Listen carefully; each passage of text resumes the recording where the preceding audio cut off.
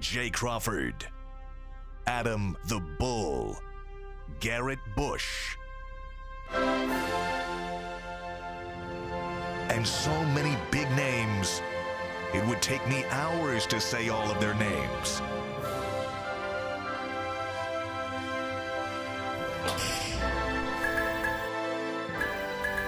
The ultimate Cleveland sports show. Booyah! Here we are, everybody, on a Thursday morning. Jason Lloyd back in today. He was here Tuesday. Tyvus was in yesterday. Jason and Mikey McNuggets got together on getting dressed today. We wore the same shirt. They coordinated, same shirt. There you go. There's mine's Mikey. It happens. Mine's a little bigger than his. Well, all right. That's all right. I mean, he's skinny as a rail, so I know. everybody was bigger than him. He's a schmedium. Yeah. I'm an extra large. I don't even know. Oh, come on, guys. It's too early for that. I didn't mean it like that. What'd they say? I let it go. Okay. Listen, you can't say anything even remotely in the I work sphere with of- children. This is I become work the with. horniest That was show in Director America. Steve. Honestly, that was Director Steve. That's fire. Jason, you should It's a see how little long the weird list is that getting. a show that on most days has 7 men working on it, and we all happen to be straight, is the horniest show in America. Yeah. But, you know, that's how it is sometimes. A lot to get to today, guys. Director Steve is sneaky. Yeah. He throws some sneaky He's comments. a dog. Director Steve, low-key, is a savage. I said he's got that sneaky Riz game the other day, and everyone Yeah. said I was too old to use the word Riz. What is that? I don't even know what that means. It's like it's like charisma. It's like when you got game. It's like That's what the spitting kids game, are saying now? Look at you. Yeah, of course. I told you, I got kids, man. I'm on TikTok. I got to make sure I see what they're into. By the way, I had to take Instagram off my phone because I was watching video after video. Oh, you can lose hours. Hours. I was out of control. What kind of videos were in your algorithm? Well, it was mostly like girls in bikinis.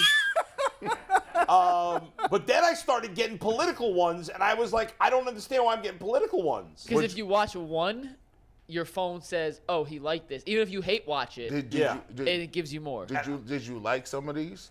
No, I didn't like anything. I didn't even know how to like it. You didn't heart anything? No, I don't do that. Oh. It was all these dopey girls like saying stupid things. They were funny, but I couldn't stop using it. Yeah, it's addicting. TikTok's the same way. I can lose hours on Yeah, TikTok. right. Exactly. All right, we're gonna Kirk Herbstreit. Do we agree with him? We'll talk about that later. We're gonna obviously talk about the Browns today, as we always do. Guardians talk later. Another awful game against the White Sox.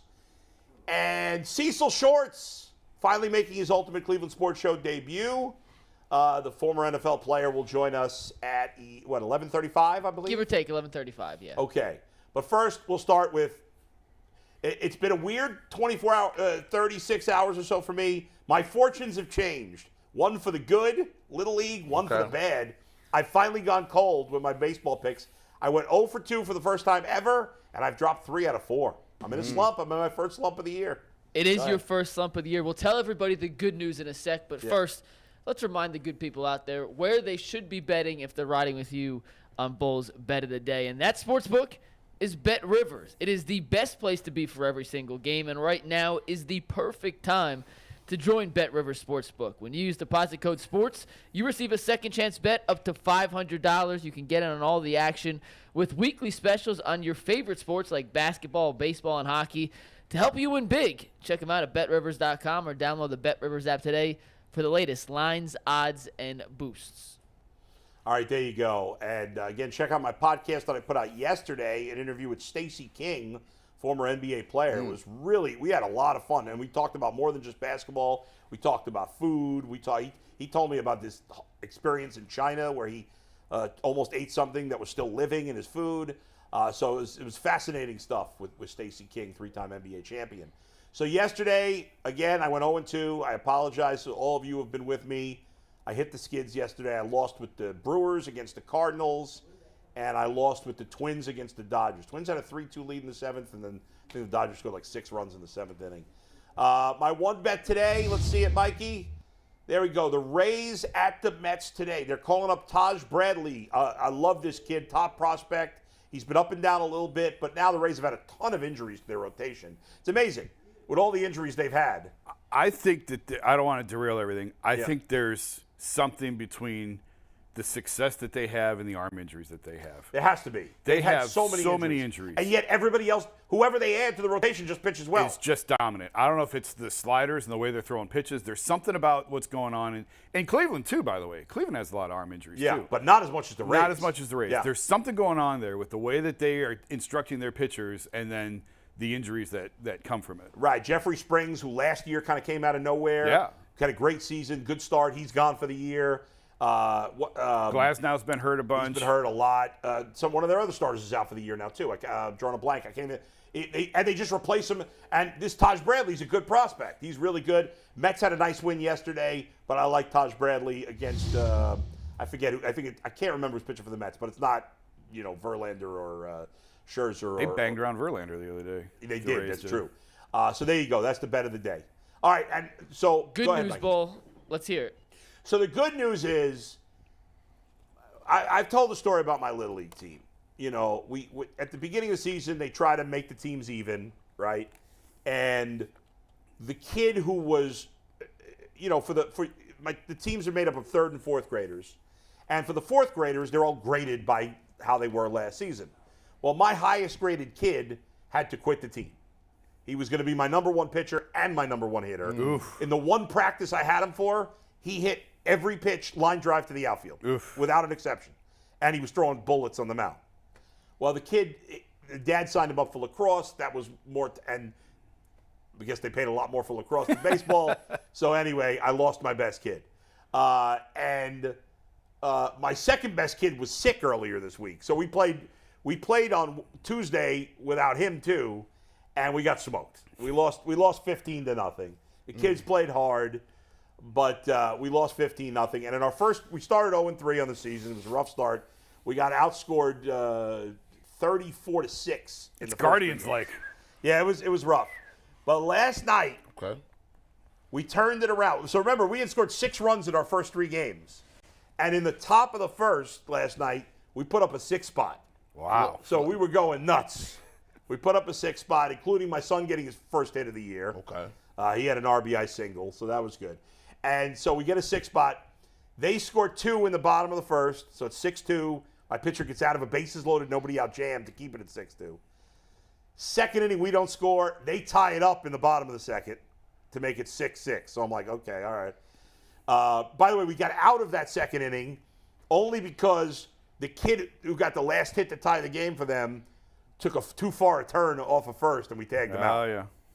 All right, so it's 6-6, third inning, top of the third. We score 4 runs, take a 10-6 lead. Bottom of the third, they score 5 runs, take an 11-10 lead. We start the 4th inning. The umpire says this is going to be the last inning. It was getting dark, Yep. You usually play. It's funny. Last year we said some games that were 3 innings, which is ridiculous. Most of the games now are 4 or 5 innings, whatever. So top of the 4th, we come up, and we get runners at 2nd and 3rd, nobody out. We're down 11-10. We strike out, so it's 2nd and 3rd, 1 out. My next batter gets a base hit, run scores, ties it at 11. Oh, I'm sorry. It was a strikeout, then a walk. So we had the bases loaded. We're down 11-10. Next kid gets a base hit. My runner on 3rd scores. The kid at 2nd, I send him home. All right? He gets thrown out at it's 11-11. He gets thrown out at the plate on a bang-bang play. The catcher on their team throws it to 3rd to try to get my kid who was on 1st out at 3rd, throws it into the outfield. He scores. Oh, man. We take a 12-11 lead. We don't score anymore. So we go to the bottom of the 4th. And in Little League, we already given up 11 runs. We're 0-3. I'm like, in my mind, I'm like, there's no way we're holding on. It's the bottom of the 4th. We're down. The odds of us having a scoreless inning in the field is almost nil. So this kid who I brought in to relieve, who's now my 2nd best pitcher, I say he's a big kid. I said, Ben, can you get me 3 outs here? You out here begging and bartering like this to make sure. And hey, Ben, I need this. I've had this kid Ben before. I coached him in Pee Wee ball. He's a sweet kid, big kid. He's the big like you guys know my son's big from 4th grade. Mm-hmm.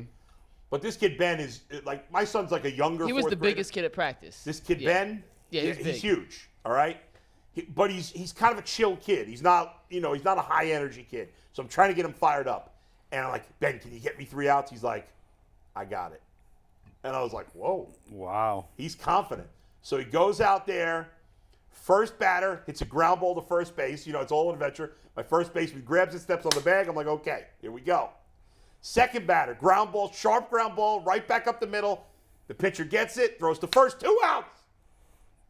Next batter, 2 balls, 2 strikes. My kids are on the field screaming, jumping up and down. I'm like, stay calm. The game's not over. The game's not over. 2-2. He ball 3, ball 4, walks the batter with 2 outs. Oh, Lord, this is high. So runner on first, 2 outs, 12-11. You can barely see at this point. It's getting so dark.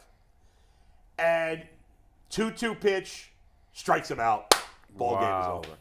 Actually strikes her out. The only girl in the league was the last batter. But Ben got the save. And so Ben nailed it down. Did you get ice cream or pizza? What No, they just got candy at the concession stand. Man, listen, got him candy. Back in the day, I feel like we did injustice. We took the whole team out for lunch right before the season. Oh, okay. And we'll do something at the end of the season. But You don't do ice cream post game? You don't. It's either ice cream or pizza, bro. It was 9 o'clock. Hey, we don't care. That's a school night. Yeah. Nah, they would have gone to stay up. We got go. that win. We go 2 or 3 times probably throughout the year after big once games. school's over, we do an ice cream night. Yeah. But it's hard. It's 9 o'clock on a school night. Yeah, that's hard. We can't go. But I'm so proud of these boys.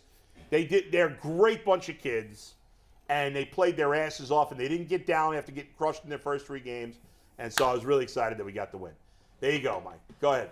Congratulations, Bull, and the Rocky River Little League team. We're going to get into our first topic of the day. Yeah. And whenever we talk Browns, it is brought to us, especially on Thursdays, by Lorain County Community College. Check them out. Your classes, your future. Register now for summer and fall classes. Learn more at lorainccc.edu to learn more. So, True or false, one of the members of this panel lives in Lorain County. True. Who? Jason. That's correct. Yeah. Awesome. I went to LCC. We talked about that. Yeah. He did. I did. I didn't know if Mike was going to remember that, though. Yeah. I got All right, my so last 2-year week, degree there. Kyle Brant from Good Morning Football, Yeah. who we are actively working on getting on the show, by the way. We like Kyle Brant. Good guy.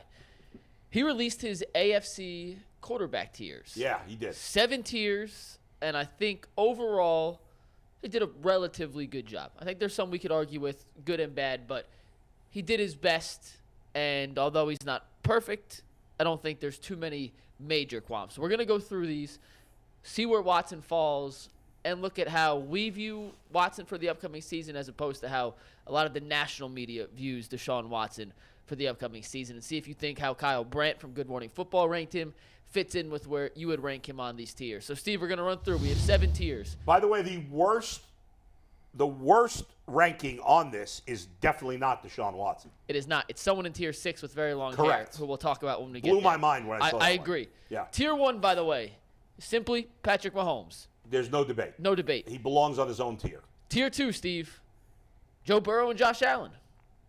Don't think there's a lot of debate as of right now with where Deshaun Watson stands on who else Do could you be guys in that think category. anybody else belongs on tier 2 in the AFC with Burrow and Allen? Herbert?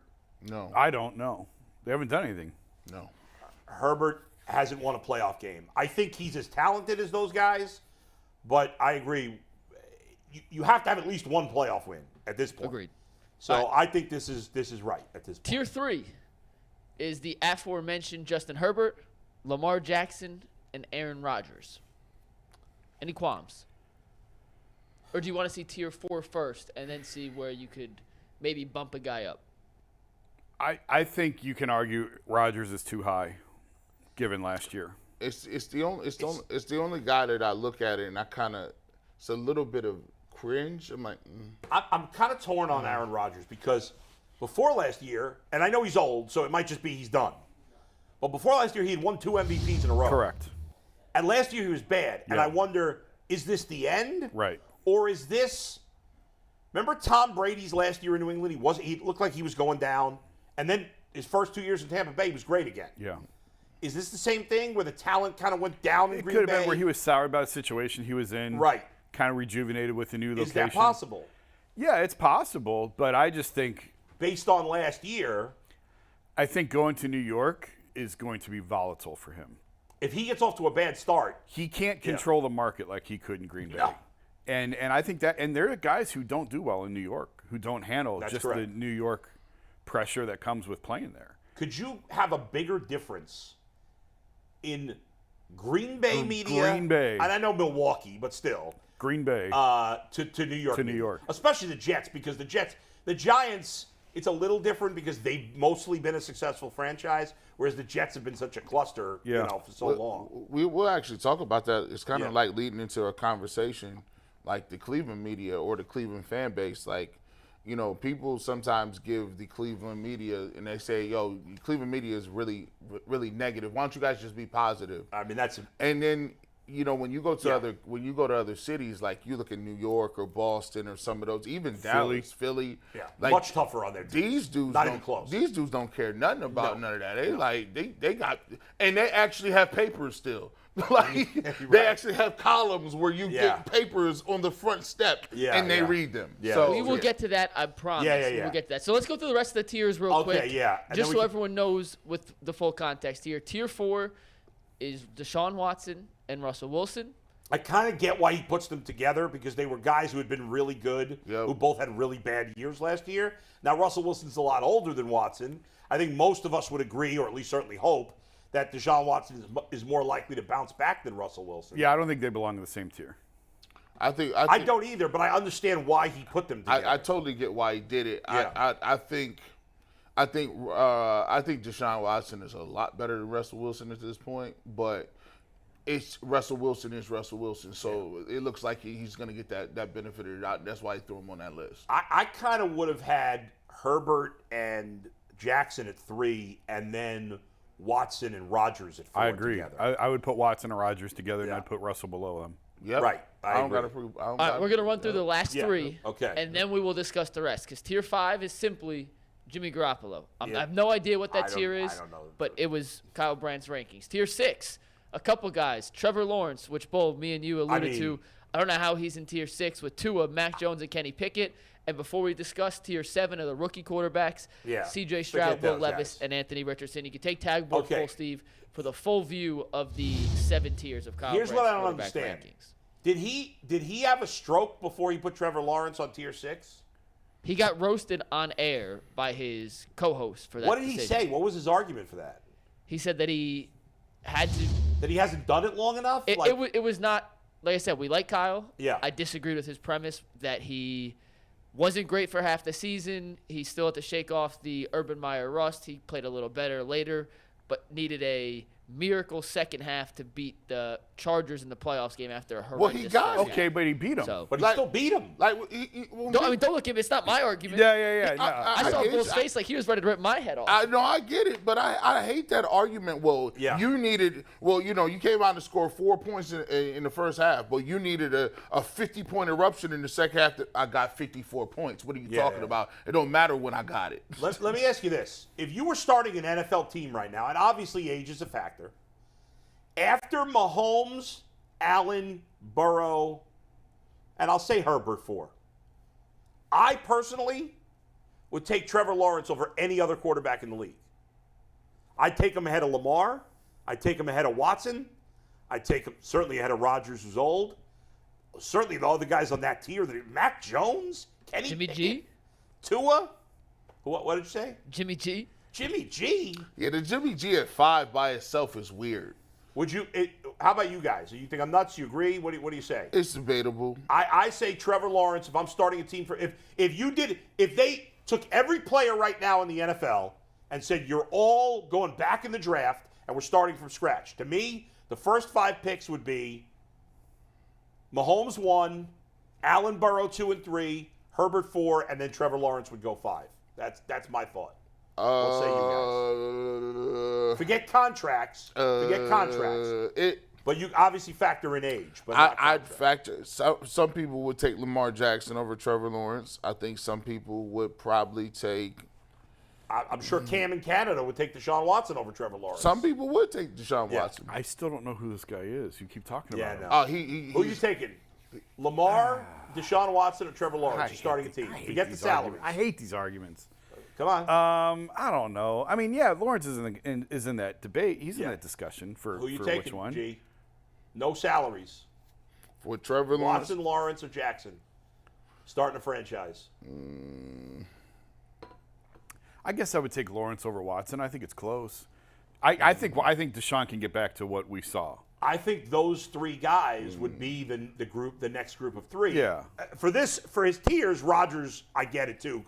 But Rodgers is old, so if you're starting a team. But I think they're very even. But listen, I'll say this: I've seen more from Deshaun Watson than I've seen of Trevor Lawrence. So I'll take Deshaun Watson. All right. Hey, listen, that's fine. I think. The point is Trevor Lawrence should be in tier 6. That's ridiculous. Point being, he should not be below Jimmy Garoppolo. For me, guys, I think Mahomes is tier 1. I think tier 2 is Burrow and Allen. I think tier 3, to me, right now, would be probably Herbert and Lamar. And because Lamar has done it more, and then tier 4, to me, would be Lawrence, Watson, and Rodgers, even though Watson's coming off a bad year. Same for Rodgers. And Lawrence, just because he hasn't done it long enough. And then everybody else who gives it This is just AFC? Just AFC, yeah. Just AFC, yeah. The AFC's got all the good quarterbacks. Yeah. I mean, the best quarterback in the NFC is Jalen Hurts. Who's the second best quarterback in the NFC? Dak? Kirk Cousins. Dak, Kirk Cousins? Daniel Jones, if you're looking at money. Oh, stop it. Daniel Jones. Yeah, I wouldn't pick him up if I was playing flag football. AFC outside of Jalen Hurts has got all the good quarterbacks. Yeah. Actually, Daniel Jones is kind of fast. He might be good at flag football. Yeah. He would be good at flag football. He is a good athlete. Yeah, he's a real good athlete. So, Bo, I got a question for you guys. Yeah. We all expect, and we've talked about it many times, Deshaun Watson to get back to Houston-level Deshaun Watson. Yeah. Based on projections of where we think he will be at the end of this season and the next few, he's certainly not tier 4. He's higher. Yeah. Do you think the media outside of Cleveland, and this is not the negative conversation we'll talk about with Juan Thornhill in a little bit, but the national media outside of Cleveland, isn't as confident that he can return to that form as we are within the city? Oh, I think that's obvious. I mean, I think the majority of people outside of Cleveland think Deshaun Watson's never going to be great again. I agree. I think that there's a fear to root for him to be great again. Right, that's part of it. That's another thing, Jason's too. 100% right. And I think that there's a punishment on all of these lists and everything. 100%. And he's going to get docked regardless. It's like they want him to be bad. Well, yeah, right? I mean, you don't want, after everything that he's been through, you don't want to be the one to put him in tier 2 or tier 3. You know what I mean? That's right, yes. So until he earns it himself, no one's going to just automatically Right, he does. At the moment, he doesn't deserve the benefit of the doubt because he hasn't. Correct. He didn't play 2 years ago, and he played poorly last year. So he doesn't deserve benefit of the doubt at the moment. And yes, there is a lot of national guys are like, well, I don't want to say Deshaun Watson's going to be good. Right. And I don't want him to be good. Some people don't want him to be good. Correct. That's so fair. they're going to say he's not going to be good. And that factors into these and ultimately these rankings and ratings are meaningless. Doesn't matter. It's just something to talk about. So if you're you got to learn like this, man. If you're a national dude, right? So we local. You know what I'm saying? So locally, you know what I'm saying, you got a different bubble than you got with the national dudes. So the national dudes, think of it this way: you coming up with a list, like you just don't want no problems. You can go down your list and your tier list. You don't want to. They thinking like, why would I put Deshaun Watson on tier 2? So some idiot can get on my timeline and be like, you love guys that are, you always do pick the guys who are have been charged or allegedly sexual assaulted. Right. They don't need the hassle. So they don't want it. In fairness, he doesn't belong on tier 2. Just like we said with Justin Herbert, he hasn't won anything. But but here's some of them. They got him on tier 10. Like when you talk about, like they'll say Cleveland Browns offensive roster. I got the Browns 25th. You're like, the Browns offensive roster is not 25th. Yeah. No. Like you just don't. You're not sold on Deshaun Watson. Well, they were better than that last year. Yeah. Like I mean, the Browns ended up middle of the road in offense last year with Jacoby Brissett playing 11 games and Deshaun Watson being terrible. And they were still middle of the road offensively. So they're obviously not a bad offense. He's going to have to over-earn it. Like he's going to have to. Like, and my thing is, even if he throws for 5,200 yards, and they're not going to make him the MVP. I've already said, that. No, he's not winning the MVP next year. It's like LeBron's first year in Miami. It doesn't matter what he does. It don't matter what he does. No, he has no chance of winning the MVP. You know what? If he throws for 5,200 yards, do you give a crap whether he wins the MVP? No, but I'm just saying. I don't. It doesn't matter what he's doing. He ain't winning the MVP. We just letting you know how it's going to pop off. Because here's the thing. A lot of fans are going to be like, why are we not getting the credit? And that's the thing that happens. Because oh, God, yeah. It's because Deshaun Watson, by de facto, like people want to admit it or not, he's the quarterback. The Browns are Deshaun Watson. Yeah. So when he doesn't get awards, they feel like you're shading us. You're not showing us love. It's the whole team you shading, and it's human nature, right? Like it's part of the thing, right? If he People balls, worry about that stuff too much. I agree. I mean, he was terrible last year. I just want to see him play well and put up big numbers. I don't care. Let's win. Let's play great. Who cares if he wins the MVP? If he plays well enough to be in that conversation, then the Browns are going to win a boatload of games. Yeah. And that's all that matters. Yeah. And winning changes a lot of stuff. Yeah. I'm old enough to remember when LeBron was a villain for a couple years, wearing the black mask in Miami and trying to play the villain role. That looks like I can't even remember that. Yeah, it's funny because in LA he didn't become a villain. He didn't become a villain, but he was not embraced. He still isn't embraced out there. No, but he's not in LA. Yeah. But Jason, he's not. When he was in Miami, he was a villain across the country. Yes. In LA, he's not. You know better than me that he's not embraced there. But he's not the national narrative is not he's a villain anymore. LA fans are idiots. They give him the whole "you'll never be Kobe, you're not Kobe." It's like, okay. Well, I think this postseason is starting to turn that. I think this postseason run is turning some. If he wins a championship this year, I think he'll be looked at. He'll be accepted, but he'll never be beloved in LA like he is he's not, here. I mean, you can't. It's not a fair. Magic and Kobe played their whole careers there. Right. They're Lakers. Right. It's just, he's a Laker at the end. Right. And he'll admit it. He got his documentary rolling. Like when it's all said and done, he'll realize. He'll say, out of all the places I've been, the energy is different in Cleveland. But he's been in LA longer than he was here the second time. Isn't that crazy? That's crazy. Wait a second. This is his fifth year. This is his fifth year there? Yeah. 18, 19, 21, 22. Actually, sixth. What? No, fifth. No, it's he was only here four. He was only here four the second time around. I know that, but I can't believe it. Yeah, he's been in LA longer than he was in Cleveland the second time around. Wow, that's crazy. All right, Mikey. We all lost years off our life during COVID, and nothing. Time doesn't make sense anymore. Yeah, you're right. True.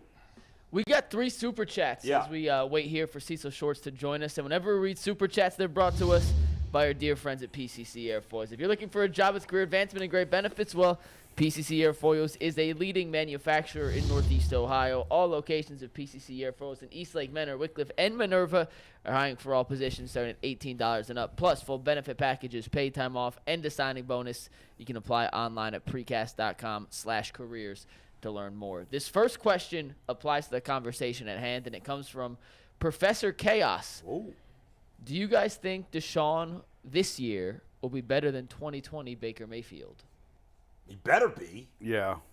2020 Baker Mayfield wasn't that good. He was good, but he wasn't. He wasn't special. No. It was a lot of Captain Check down in that. G. Bush is talking about MVP conversation. Baker Mayfield wasn't any. No. Listen, and you would have been laughed at. Is he a Pro Bowler? The expectation is 4,800. No.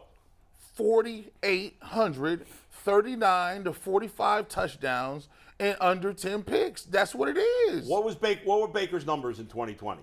Give me 1 second. They weren't crazy. I don't even think he threw for 4,000 yards. No, it's like 3,500, I think. He had some good games, obviously. Yeah, especially down the stretch. He played really well. Took care of the ball. He played compared to what Browns quarterbacks have been, it was the best season we'd seen. Yeah. But it wasn't was a pretty great good season. It's a pretty good season. Go ahead. What's his numbers? 63% completion percentage. That's not good.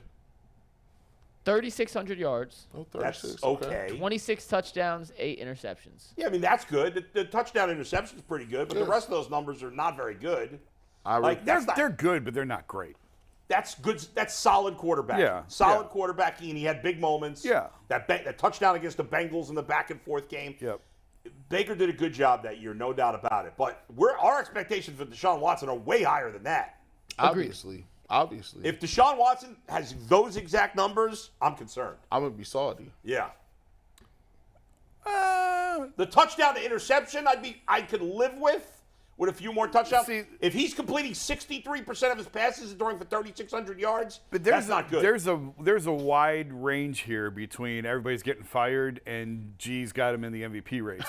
there is a lot. Yeah, it's a lot of 9 and 8. If Watson, that gets you 9 and 8, 10 and 7. If Watson put up the Baker numbers, the Browns are contending for the playoffs, and nobody's getting fired. That's what I'm saying. But, yeah, but that's the lowest end of what we could live with. Think about it. And there's one more game. Like there's a whole other game. He did that in 16 games, and we're gonna take that at 17? No. I'm just saying, if he puts up numbers comparable to that, and they're in the playoff race as the 7th seed. I can't hate if they. It's not. We're not saying it's a disaster. I can't hate. But ultimately, you want better than that. Sure. Especially the completion percentage and the yardage. Bull, how many seasons in Deshaun Watson's career has he thrown more than 26 touchdown passes? More than 26? So Baker threw 26 in 2020. Yeah, probably only one, I think. I'd say 2. Jason? 2. Maybe, I want to say. He only played 3 full seasons. 2. He threw 33 in 2020, and he threw 26 twice in 2019, 2018. How many games did he play those years?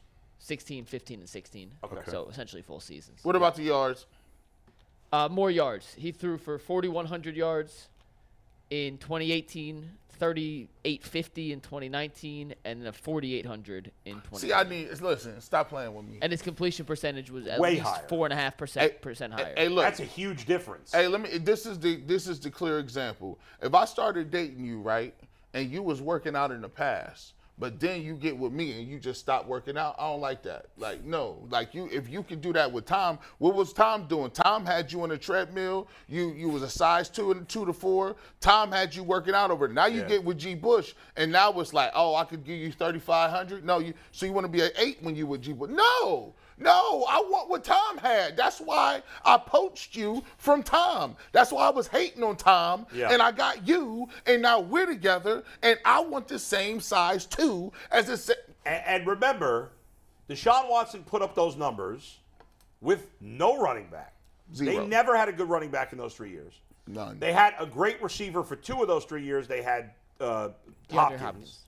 The last year he had Brandon Cooks, I believe, who's really listen good. to Quincy Carter. They had grocery boy, bag boys he was throwing to. He had Target employees he was throwing to. His quarterback's coach. Oh, yeah. And they had no offensive line. They didn't have a decent tight end. I mean, he's got way better. This is the best talent the Browns have had. This is the best talent Watson's had. All right, let's go. You got a couple more super chats? Couple more. We have 2 from Gus Johnson. The first. The announcer, Gus Johnson? Maybe. Maybe. I cannot confirm nor deny, but the I can't first get says behind Gus Johnson. He screams too much. Whoever sent say that about last me super behind chat the is definitely Jay's burner account. Say again? I didn't hear what you Sorry. said, Mike. Whoever sent that last super chat, that's definitely Jay's burner account. I would agree. I think Gus Johnson's right about that. That is Gus Jay. also sent a super chat earlier in the show. Said it's time to fire Tito. The Guardians suck. Oh, Jesus God. Come Evan. on now.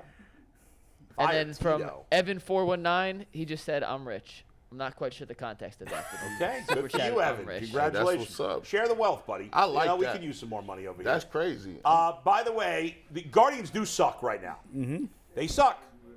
But Terry Francona has proven time and time again that he is an excellent manager, that his teams play better in the second half. Doesn't mean he's not without flaws. I question things he does. But Terry Francona will never be fired by the Guardians. No. Nor should he be. In my stomach, I just feel this. Like, I just feel it ain't the year for them, boys. This ain't one of them. I just think the Guardians, too many bad things happen. Too many things derailed them, and this just seems like one of those Guardian years where you say, they won the division in the last 2 out of 3 years, right? Next year they'll come out and win 98 games. This year, I just don't think it's in the still cards a for long them. way to go. I know. We'll talk about it more later. It's in my gut though. I It's still just a feel gut like they're going feeling. to win the division when it's all said and done. Jason, right now, Guardians win the division?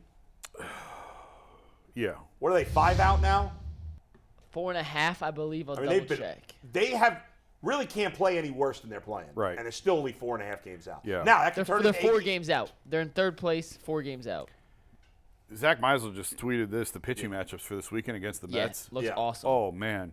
Quantrill against Carrasco on Friday. Oh, Carrasco's coming off the DL, huh? Yeah, Bybee against Scherzer on Saturday, Love that. and Bieber against Verlander on Sunday. That's fun. Those are some big-time pitching That's a fun matchups. weekend, yeah. Listen, the Guardians might get 4 runs the whole series. Well, the Mets aren't pitching that well. First of all, Carrasco's coming off. The Mets aren't playing. The Mets are a bigger disappointment than the Guardians with their payroll. They got the biggest payroll in baseball. They're not playing well. They had a nice win yesterday. They came back, but Verlander and Scherzer haven't been good. Verlander was hurt. He just came off the deal. Yeah. And Carrasco hasn't pitched. He's just coming off the DL to make this stuff. It's so funny. I mean, they're only 4 games out. As bad as they've played, nobody's good in this division. The division is – this may be the worst division I've ever seen right now. It's pretty bad. I mean, let's wait and see. The Tigers? Yeah. The Tigers are playing really well. They were – because they were like 10 games under 500 at one point. Oh, my God. And all their top young pitchers are hurt. And they're still 3 games under. Yeah, this ain't the year, boys. I will follow it along, but right now, if Tito can get this team over the finish line and win this division, that's a great job. Give or take a couple of games, they're right where they always are at this point in the season. It's the exact same record they had at this point. I bet you they're in first by September 1. I'm saying it right That's now. a long It's a long time. It's a long season. He said it was like, I bet you they're in first by June 1st. I'm like, No, September. June 1st. September long. That's a way away, bro. First is right around the corner, man. Yeah. All right, Cecil Shorts coming up in just a little bit. Should be here any second. As soon as he pops in the queue, I will put him up and we will talk. But, hey, Bull. Yeah. You sent us something a little earlier about Ryan Day. Yeah. And a comment Kirk Herbstreit made regarding Ryan Day that I know you wanted to get into. Do you want to tease that real quick and tee it up, and we'll do it after Cecil? Okay. Is Cecil just about to come on? Or he said 11:35, so any minute he should pop up here. So I saw this, and I'll mention that I saw this. Ben Axelrod, who works upstairs for WKYC, quote retweeted this. I don't know who Dave Briggs is, who initially sent Toledo Blade columnist. Oh, okay. Very good. Good job out of you. Okay. Well, that is kind of my world. Yeah, yeah. Like he verifies if this guy's a hack or not. Herbstreit referred to a small percentage of crazy Buckeyes fans as, quote, the lunatic fringe. He said the 15%ers, they get mad at anything. That percent is going to be mad at something always. They could win the Michigan game, go to the playoffs and lose, and they'll be mad about that. They should be mad about it. Should we be happy if they lose? I be telling y'all. How should fans feel if they lose in the playoffs? Should they be celebrating? There's so many people out here that really be cashing checks. He went on to say the group is just a bunch of jackasses who kind of embarrass all of us as Ohio State fans. So I don't really care, honestly, what that group thinks. But the people who matter, the logical people who actually have a brain and understand the sport, they love what Ryan Day has done. The fact that this is even a topic is almost comical. This is in reference to the talk of Ryan Day possibly being fired. And we're going to talk about that. We'll get to that later. After, but we have an let's esteemed guest Shorts. joining us now, and he's Cleveland brought to us Zone. by the USFL, family-friendly fun for everyone for less than $10. Check him out at USFL.com. And joining the show now, former NFL wide receiver, friend of our own Earl the Pearl, it is Cecil Shorts. What's up, Cecil? What's going on, y'all? How y'all doing? Cecil, how you been, man? What's going on with you? Much, man. Living the dream. Trying to keep these kids in order at the school I work at. It's some craziness. But everything's good. What is it that you are doing now? Tell us about this. Okay, so I'm the dean of students over at Second Baptist Middle School. So it's like one of the assistant principals, basically in charge of discipline, right? So all the behavior issues, I'm the one that kind of settles it and talks to the parents and kind of keeps the kids in line. And then also I do some stuff for the Texans now. So I'm like the in-stadium MC for the Texans. So all the home games, I'm on the field doing all the entertainment. And then from time to time, I'll go in the studio and do some analyst work with the Texans, talking football and stuff like that. So staying busy. Tell us about our guy Earl. I mean, we know Earl now for a while now, but what was he like in high school? Earl, it's funny. Earl loves sports. So we really would talk about sports 100% of the time. So it's pretty cool that he's able to, finally get to where he's at now. He's worked hard, man. I'm so proud of him, honestly. This is a really good dude, man, like genuine guy. Always been a very genuine guy from the time I met him. I guess, in 9th grade up until now. So he's one of my guys for sure. Cecil. I always talk about it, and I look at it. There's a lot of players that reach out to me and talk to me about, hey, how is the transition from football to regular life? How has that transition been for you? In terms of maybe your body, the mental state, how you get through it, and just going from a high of being like, hey, I'm at the top of the food chain. I'm playing. I'm a wide receiver in the NFL. To then not doing that anymore, and then reacclimating yourself into what I call basic society. That's a great question. So, if I'm completely honest and vulnerable, I struggled. I struggled big time. It was a hard transition for me, partly because I ended my career through an injury, right? So I was always told you're done playing football 3 ways. You are retire on your own, which very few people get to do. Very selective, few people get to do, right? You get cut or you get hurt. And I fell in the category of getting hurt. December 4th, 2016, I caught a pass over the middle. I was playing for the Tampa Bay Buccaneers, and I caught a pass over the middle of the field, thinking nobody was around me. The safety came out of nowhere, took my knee out, and then that was it. 7 surgeries later, tore everything in my knee. I was stuck in California after that injury for just about a month. And from that point on, because my goal was always play double-digit years. You get 10 years from a D3 school, nobody ever, whatever. That was my year. That was my goal. So to not reach 10 and to end the way it did, out of my control, it was hard for me to accept that. It was hard for me to deal with it. I literally had 7 surgeries, and they were staged. So went from ACL, then MC, then meniscus, and a couple of scopes, and then LCL and PCL and all the other stuff. And going through that process, when you go through rehab, you start your rehab all over again. So I will make strides, and then I got to start over. I'll make strides, then I got to start over. And that put me, if I'm honest, I was depressed. I knew it that way. I didn't want to do the same rehab I've been doing for months and years. I was so caught up in the identity of being a football player, right, and being recognized for that, right? My whole life I was an underdog. My whole life I had to fight and claw. Went to a Division III school, went to Collinwood. This wasn't always well known. So finally the recognition for your hard work, kind of like a drug, kind of like you want people to recognize you for that. So when I had to retire, was forced to retire, and the doctor said, we're not letting you play football anymore. I'm like, I had to figure out who I was. I had to figure out who Cecil was, right? And my, what's my hobbies and my likes? Where are my interests? Hey, you got a wife and kids you got to take care of. You know what I mean? You have other things that you are besides a football player. So it took a while for me to figure that out. And I was in a dark place, if I'm being honest. I am in therapy. And this is Mental Awareness Health Month, right? So it's a perfect time for a plug for it. But I am in therapy consistently for years now. And I'm 100 times better than where I was, being able to communicate how I feel, being able to truly feel how I feel. And then when these feelings come up, okay, what's the healthy way to go? What's the healthy way to cope with these things, right? But it's hard, man. For me, it was hard. And I think it's hard for a lot of former players. But the issue is we don't talk about it. The issue is we just deal with it internally. And that's where you see, and I'll be honest with you, I get so scared every time I see a guy that is committing suicide or is doing something that's not his normal behavior. You see all the time, guys in the news, guys killing other people than killing themselves, or doing something harmful to somebody else, or just acting like out of their normal.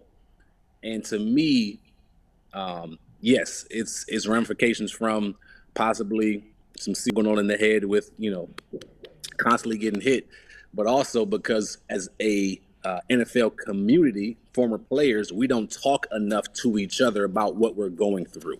And honestly, that's men in general, not all men. I don't want to characterize all, but that's men in general. We don't talk about it. We got to be tough. We got to be strong. We got to push through. Man, we need to learn to open up, and that's what I'm learning. Open up and communicate.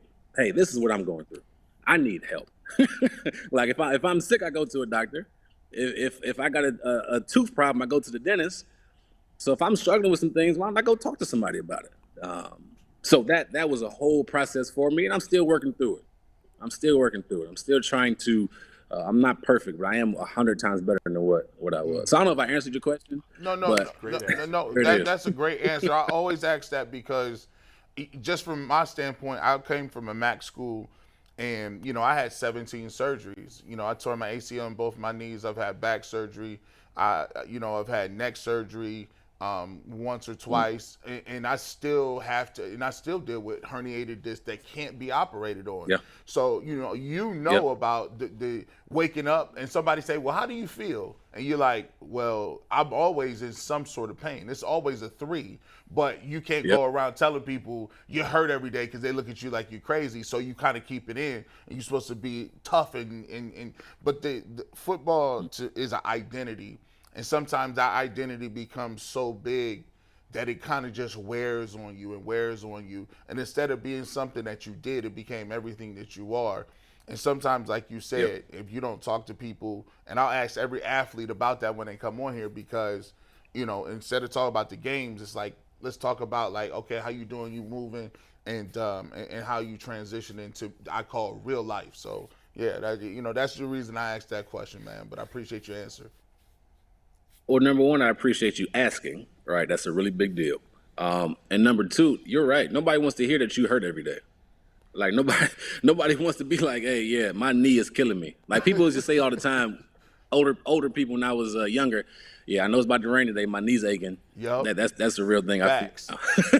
Facts. I got certain joints going on. I'm like, oh, it must be cooler outside. Let me put this hoodie on. Or it must be, you can feel it, right? One thing I learned, like, I went to the best doctors available. Can nobody fix you how God made you? So for me, no matter what's going on, man, mentally, I had to change mindset about how I feel. So every day I wake up, oh, my back, my this, my boom. But I'm like, no, let me change how I think about it. Yeah, I'm in pain, but let me go work out. Let me go figure out what helps me feel better, right? And really change my mindset about how I view myself. I only get one body. So if I view my body in a negative way, I feel like it's going to react in a negative way. But if I view my body in a positive way, right? Okay, look, I got to play 7 years in the NFL. That's a big deal. Yeah, I'm banged up from it, but you know what? I took a lot from it, and I'm going to live my life accordingly. If I'm hurting, I'm going to tend to it, but I'm not going to dwell on it. Right, so just trying to stay positive about it, and it's a battle. But I noticed that for me, that helped me tremendously. Literally changing my mindset of how I view myself and how I feel about myself. So does the league offer any sort of transition program or anything in terms of when you're leaving the league, or is it just thanks, you're out the door, figure it out on your own? There is no transition program. There's nothing called that. Now, there's programs that they try to give you throughout the time that you're in the league to help you try to find something outside of football that you're interested in, right? But there's no program set up for the transition alone.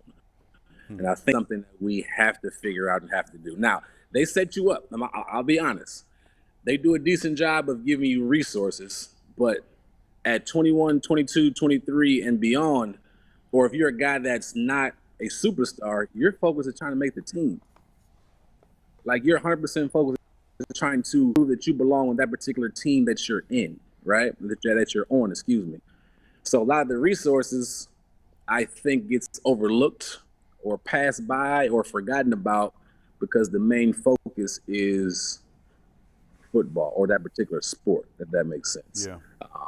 So I think even 401ks, even when you look at different internships and resources that the NFL does provide for you, opportunities for you, we don't take enough advantage of all the resources because we're focused on that particular one thing, which is the main thing, is making the team, right?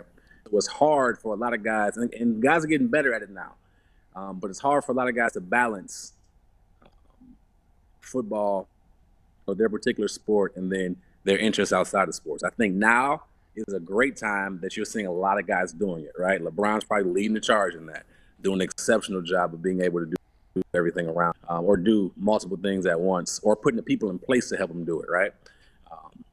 But again, LeBron is one of a kind. What about the average Joe? What about the average guy in the locker room? It's just hard, man. It's hard to balance. But to answer your question, no, there is no transition program, but there are resources that the NFL does have in place to help us with the transition, whether it's therapy. You get free doctors, free therapists, multiple internships and things. They do try to reach out to former players and get stuff done. But as far as transitioning, that struggle, no. Let's send it to Earl for the next question. Go ahead, Earl. Earl the Pearl. Brother, what's good, man? What's going on? So listen, me and you talk a lot off the record, but I would love for you to share with people. Me and you both know you was a beast. Like, you was one of the greatest athletes that I've ever seen. But unfortunately, we was not that good of a football team at Collinwood. We all know that you could have went to Glenville, been a star, and played D1 and had an easier route to the NFL. What's your message to the young men that's playing ball now that might not play for the greatest high school program and might not get the opportunity to play D1 ball, but they still got NFL aspirations? I would say a few things. And I had to work through this. The first thing is never compare your journey to somebody else's, right? Everybody's journey to success looks different. So if I compare my journey to where I got to somebody else's at that point in time, I'm like, I went to a D3 school. I went to, I didn't go to Ohio State or Michigan. That could take me off of what my path has for me. Secondly, so the first one, never compare your journey to somebody else. Everybody's path to success is different. Secondly, if you get a chance to play college sports at any level and you don't do it, you're silly. That's just my opinion. If you love the sport, and you don't get it and you don't take advantage of that opportunity, you're silly. Oh, it's not D1. It's not worth it. That's not true. The relationships you're going to build. I'm telling you what, when you're done playing, you are done. Like, you are done. There is no coming back from it. You are done. So if you get a chance and opportunity to play 4 or 5 more years at a sport that you love, please take advantage of it, y'all. Please. That's something you cannot get back. And the memories, the relationships, the people you're going to meet, the built-in adversity you have to work through and learn. You're growing as a human. It is so much that you learn through sports. If you don't take advantage, you're losing out, in my opinion, if you love it, if you truly love it.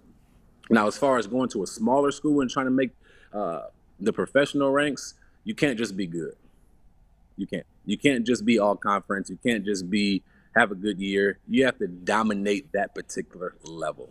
You have to prove that you don't belong at that level. Because there's going to be guys at Ohio State that never play a lick at Ohio State, ever. But because they're on the football team and have a scholarship and probably was a star or whatever, 1, 2, 3, 4-star, 5-star guy, they'll get a look at the league before you will because they're at Ohio State. They probably have the size, the stature, the speed, whatever it is. So if you're at a smaller school, a D2, a D3, you truly have to dominate your level and prove every Saturday that you don't belong at this level. So it can't just be, oh, you have a good game, I scored a touchdown. You have to truly prove you don't belong. My senior year, and this may sound silly, but my senior year, actually my junior year, I saw, okay, this is easy for me, right? This is easy for me. I think I had like 1,700 yards receiving, 23 touchdowns, whatever it was. It was easy for me. We won national championship. I'm like, good, we're good to go. But I'm like, for me to get serious looks, I got to do something crazy every Saturday. Like, my goal literally was 125 yards and 2 touchdowns every single Saturday. And if I didn't get that, I was upset.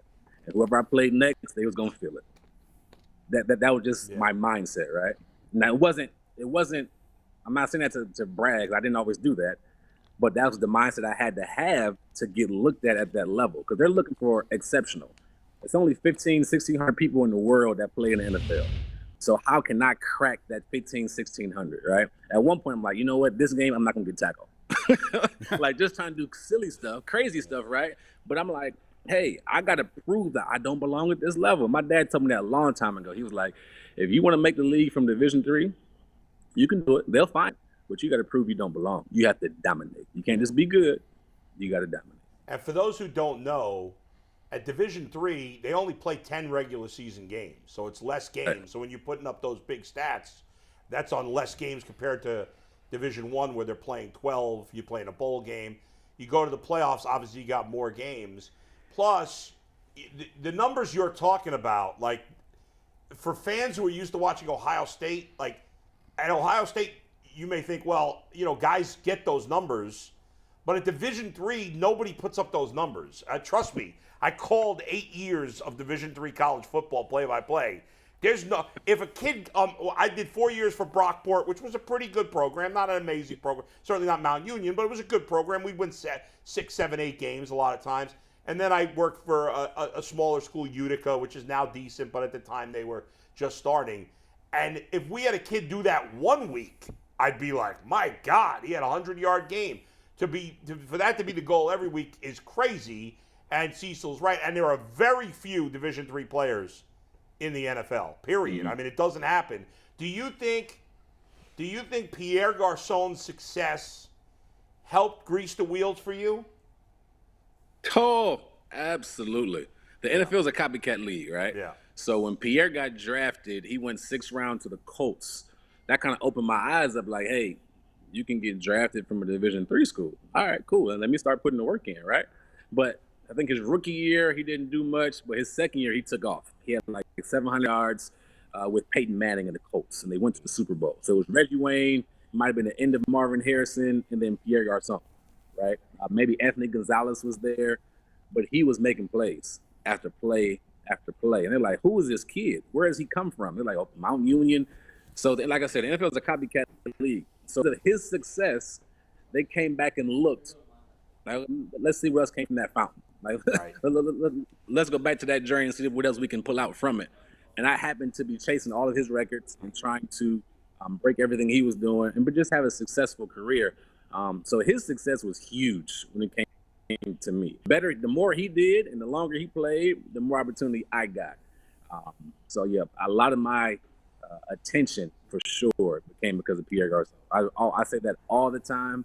He is the guy for me that set the standard every day at practice when I played with him. The approach to the game, how physical he was, how much of a dog he was. He took blocking seriously. You don't hear that a lot from receivers. Yep. But if you watch his career with the Colts, the Redskins, the 49ers, he was a dog. So his success definitely helped me even get looked at and mentioned. And I went 4th round because he went 6th round. That makes sense. You know, Cecil, I wanted to talk to you about, obviously, with, things like Ja Morant are in the news. With you being a dean of students and with you working with, individuals, young people who have behavioral problems, what are some of the things that you are seeing with the youth now and how they're moving, and in terms of how that translates to younger players that played in the league like Ja Morant or other guys? We got a guy at Perion Winfrey who is in a little bit of legal trouble. What are you seeing at that level? What are some things that you guys are finding out and trying to do at that level that may affect players when they get older, so that they don't have some of the same things going on like a Ja Morant, where it just seems like they're not being aware of some of the pitfalls that could come to athletes, even if you have money? I tell you what, the biggest thing we see, and I think this is across the board of the generation now, is entitlement. They feel like they're entitled to be given whatever it is, right? And I'm like, I come from Cleveland, Ohio. I literally had to grind for every single thing that I wanted. I watched my parents grind for everything. Everybody in the community was grinding.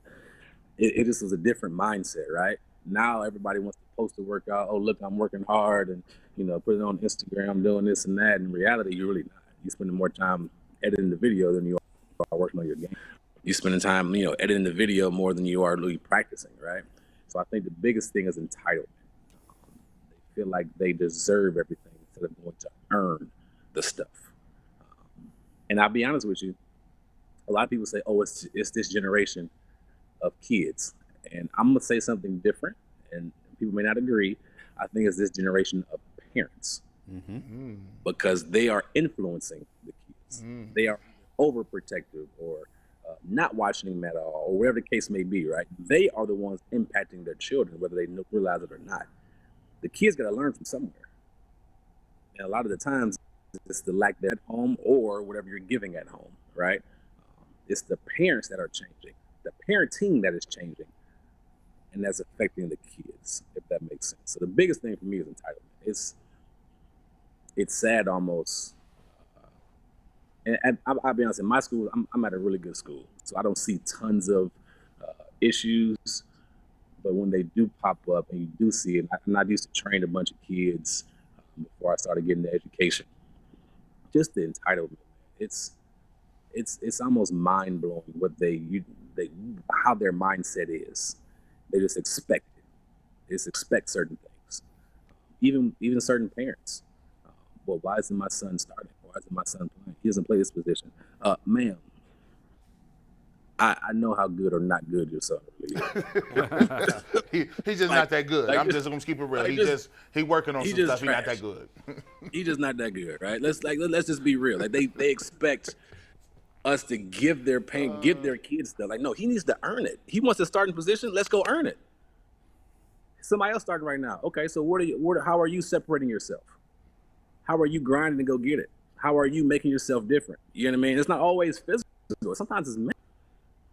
Like, how are you mentally? Like, for me, I was never the fastest, the most strong guy, the fastest runner, the highest jumper. But as I started playing the league, I started understanding the game better. Like, that's where I stood out. You know what I mean? Like, I'm like, okay, I know where I need to be at the right time and how I'm going to get there. All right, it's cover 3 on third and 3. And on third down, this defense is going to run a cover 0. They're blitzing. I know I'm hot. It's a mental game, right? So even as a kid, mentally, if we're teaching our children to be entitled and babying them and making them, making them soft, their mentality growing up is different. So I look at Ja, who in my opinion, what's his name, Tremetrius? He is trying to emulate something he's not. Yeah. And whatever that is, right? I don't know. But I see such a talented guy risk it all over doing something so silly. It's not about owning the gun. If you own the gun and it's legal, you're perfectly fine, right? It's about you being nonchalant with it. It's about you on Instagram acting crazy with it. It's about showing it off like you're some. I don't know. I'm just confused by the mindset, right? If I was a $200 million athlete, I'm not holding the gun. Somebody else gonna hold the gun for me. I'm gonna have security. Like, the mindset's different, right? Like, I'm not gonna be walking around floating the gun on Instagram. You don't need to do that. You're a $200 million athlete. What are you to prove? Right? And to me, there's a lot of examples in the league. You look at LeBron, you look at Steph Curry, you look at this different guys around the league that are doing the right thing. Okay, if basketball, you're 23 years old, you got other interests, let's go out and figure out other interests that you can make in or put your family up, or something you can dive into. Maybe you love the arts, maybe you, whatever it is, right? But to be on Instagram where other kids are watching, where other people are looking up to you, and to be doing something silly after this, like doing it twice. And this is my thing too. I heard somebody say it. He getting himself caught. It ain't like TMZ hunting him down. It ain't like ESPN's out there following him around. It's himself. Yeah, he's putting out there. It's himself. Like, how silly can we be? And I battle with Ja because I'm like, I was 23 once. I did silly stuff, right? I did stuff that I probably shouldn't have been doing. But at one point, are the people around me going to hold me accountable? At what point, if they are holding me accountable, am I going to listen? Or, I'll be honest with you, if say that was Earl, right? And me and Earl, and I'm in Earl's crew, I'm going to call Earl out. You tripping right now. We don't need to be in the club house drinking all the wine or champagne, whatever. Like, we don't need to be doing that and put it on Instagram.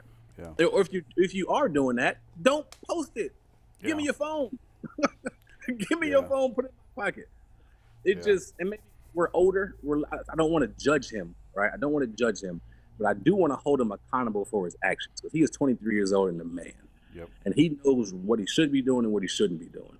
So at this point in your stage, and you are a $200 million athlete, you got to move differently, man.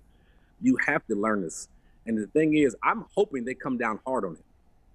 I'm hoping they do. Oh, yeah. I'm hoping it's a will. 40, 50, 60-game suspension to open his eyes up. Right. Hey, you could lose it all. But I say that because he's only 23. So he's still got his whole life ahead of him that he can improve. And this can be a great comeback story. But it's frustrating. Yeah. It's hey, frustrating. before we get out of here, I got to ask you about the game in Cleveland, the game-winning touchdown catch for you. What was that like? Was it at all bittersweet that you were driving the knife into the heart of the Browns, or was it just it was just a childhood moment come true for you to make a game-winning catch in that stadium? Man, it was honestly a childhood moment coming true. I think I was so pumped going into the game. Right, I'm playing the Browns. They ain't draft me. They ain't meet with me. They ain't want to do nothing with me. I grew up watching the Browns. I'm still a Browns fan. It's all about the Guardians, the Cats, everything Browns, right? Everything Cleveland. That's how we are. We root for our teams. Ohio State, everything. So when it happened, I actually was having a rough game. I think I dropped 2 passes. One of them, I was wide open. I beat Joe Hayden on the in route, and I turned my head and looked before I caught it because I was excited to run. Then I dropped it, and I'm like, oh, you're home. What are you doing? You got to turn up. You got to show out. And then another pass I dropped, like a quick screen. I was, again, trying to run before I caught it. So I was mad and I was frustrated. I'll never forget my Uncle Kevin came down from the stands. I don't know what section he was in. But he came down from the stands all the way down behind the bench. And he cussed me out and said, you better get your blah, blah, blah together. In the middle of the game? Oh, in the middle of the game. You know you can play better than this. Boom, boom.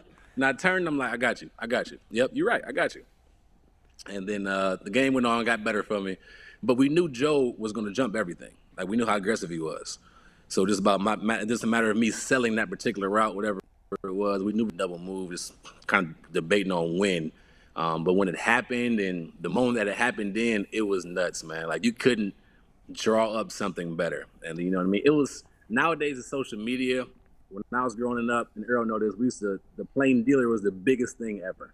Yeah. Right? The plain dealer was the biggest thing. High school, whatever, we used to be in class reading the plain dealer about, who was player of the week this week, or your stats up, or who's doing this over there. So to wake up the next day, my dad sent me a picture of the plain dealer, and it says the hometown villain. Wow. Like you couldn't That's write nothing fire. better. Man. I hope that's framed. Incredible. It is. By the way, what was amazing? That was a wild game because I don't know if you guys remember that Josh Gordon had like 250 yards in that game, right? I remember that game. Oh, he went crazy. I think he had like a 90-yard touchdown, and like that was a stretch. I don't know if you, because 2013, Josh Gordon had like 1,700 yards, but that game was in the middle of a stretch. I'll never forget this. He had the stats are stuck in my brain. 4-game stretch, 776 yards receiving over a 4-game stretch in the NFL. Jeez. This is not college football where Ohio State's playing the Sisters of the Poor 4 weeks. This is the NFL. He had 776 yards. Double check it if I'm wrong. I believe he had 6 touchdowns in those 4 games. Playing with who? Yeah. Brandon Whedon, I think, was the quarterback, I believe. I mean, he was crazy good. Great. What a shame that his career just kind of fell off a cliff because he was One so second, good. boy. I got to say this to Cecil. I don't think we ever talked about this. What? A bunch of us was at that game to, like, support you. Yeah. Man, we had never been so confused on how to react in a moment. I remember just looking around at my homies like, so do we just get out of here? Do we just, like... That's a tough spot. Yeah, that's a tough spot. That really you go with your boy on that one. Yeah. Right. Browns are going to lose a lot more games after that. You go with your boy on that. I still got that paper too. That's right. That's awesome. Cecil, thanks, man. We're glad you're doing so well. Awesome. Thank you for talking about mental health issues. It's very important. It's great that men, as you said, but especially athletes, with all the young kids looking up, and they got to see that guys are not scared to talk about mental health. It's a serious subject, but it's important that therapy is very important. Kudos to you for talking about it, for doing it, and we wish you the best. Hey, appreciate it, man. I love y'all and I appreciate y'all. Thank you. All right, man, Cecil. Thanks, buddy. Great Thanks, talking Cecil. to Cecil Shorts, man. He's a great success story from Cleveland, man. That will not was. be his last time on here. No, he was That'd awesome. be my bold prediction. He's a great personality. I mean, to have a 7-year career, he said he was disappointed, which I get. You get hurt, sure. that he didn't play for 10 years. But to go from a Division III school, we all know Mount Union's the premier Division III program. Even still, there's not a lot of Division III guys in the NFL. And to play 7 years, and he was a good player. And a 4th-round pick. A 4th-round pick, that is the average NFL career is 3 years. Ah, man. And that includes all the first-round picks. Yeah. 3 years. Quite an accomplishment. Out of all great. And he's still young. I think he's like 35, 36, We've had a 37, we've had a whatever. ton of guests on here. A Yeah. ton from Yeah. top of the food, all over the place. Yeah. That was one of the best interviews. Yeah, he was That awesome. has been on He this was awesome. platform. No doubt. Great One of the having best. him. Good job by Earl for getting him. We'll have him back on. And Go ahead, Earl Mike. said that, so Cecil lives in Houston now, but when he's Yeah. back in Cleveland, he asked if he could stop by and come in studio. Yeah, so the of answer course. is an obvious yes, Cecil, whenever you 100%. want. Open You are invitation. Yeah. Welcome, open invitation. It is 12:10 now, and that is a good time to remind everybody that the Lunch Job, the Ultimate Cleveland Sports Show, is sponsored by the Colleague Companies Championship taking place on July 12th through the 16th at the famous Firestone Country Club. It is fun, family-friendly events all week long, featuring a brand new fan zone experience, free attendance for kids, and concerts every night. There is something for everybody. That's a guarantee, and you can learn more at colleaguegolf.com. I sent you guys a text during the interview. I forgot a topic that we have to touch on. Bull got hot on it specifically during the pre-show meeting. I don't need Juan. Listen, Juan Thornhill. Should we show the tweets first so everyone's on the same page? show the tweets. Give me the context. Okay. Give me the Yeah, let's context. Here's the context. Newly signed safety, Juan Thornhill for the Browns, comes from Kansas City. He's not used to losing. Didn't lose a lot in Kansas City, won 2 Super Bowls. And he tweeted a thread, 3 tweets, I believe it was 2 days ago on Wednesday. So yesterday on Wednesday. And Steve, take the first tweet. We'll read all 3. This from the chosen Juan Thornhill, new Brown safety. If y'all can't tell, I'm tired of the negativity, and I've only been here for 3 weeks. We will win this year, 100 emoji. Next one. And I don't care what happened any year before I got here. New era, and last but not least, the third one. If you aren't all the way in with us this year, then peace. #dogpound. Okay, he's been here 2 effing seconds, all right? Juan Thornhill, I love that you're excited about the Browns. We're all excited about the Browns, okay? I am so sick of this bullshit about people being too negative about the Browns. We have the biggest Homer fan base in America. Most of the media members are puff pieces here, all right? There's very few tough media members. We have, by and large... I'm sitting right here. I said very few. I didn't say none. Jason's one of the few tough ones out there. I'm teasing. All right? I'm teasing. Our media is soft as Charmin, by and large, the beat reporters in this town that cover teams. Okay? There's a few exceptions to that. This idea that people are overly negative. The team has sucked forever. When the team loses year after year after year, how do you expect people to be positive? Now, I can't speak for every member of the media, okay? Maybe there are some people who do this. I'm certainly sure there are. By and large, when you're a media member, you're not looking to be negative on purpose. Why would you do that? That doesn't make any sense. All right? When a team sucks, you're going to be negative because the team sucks.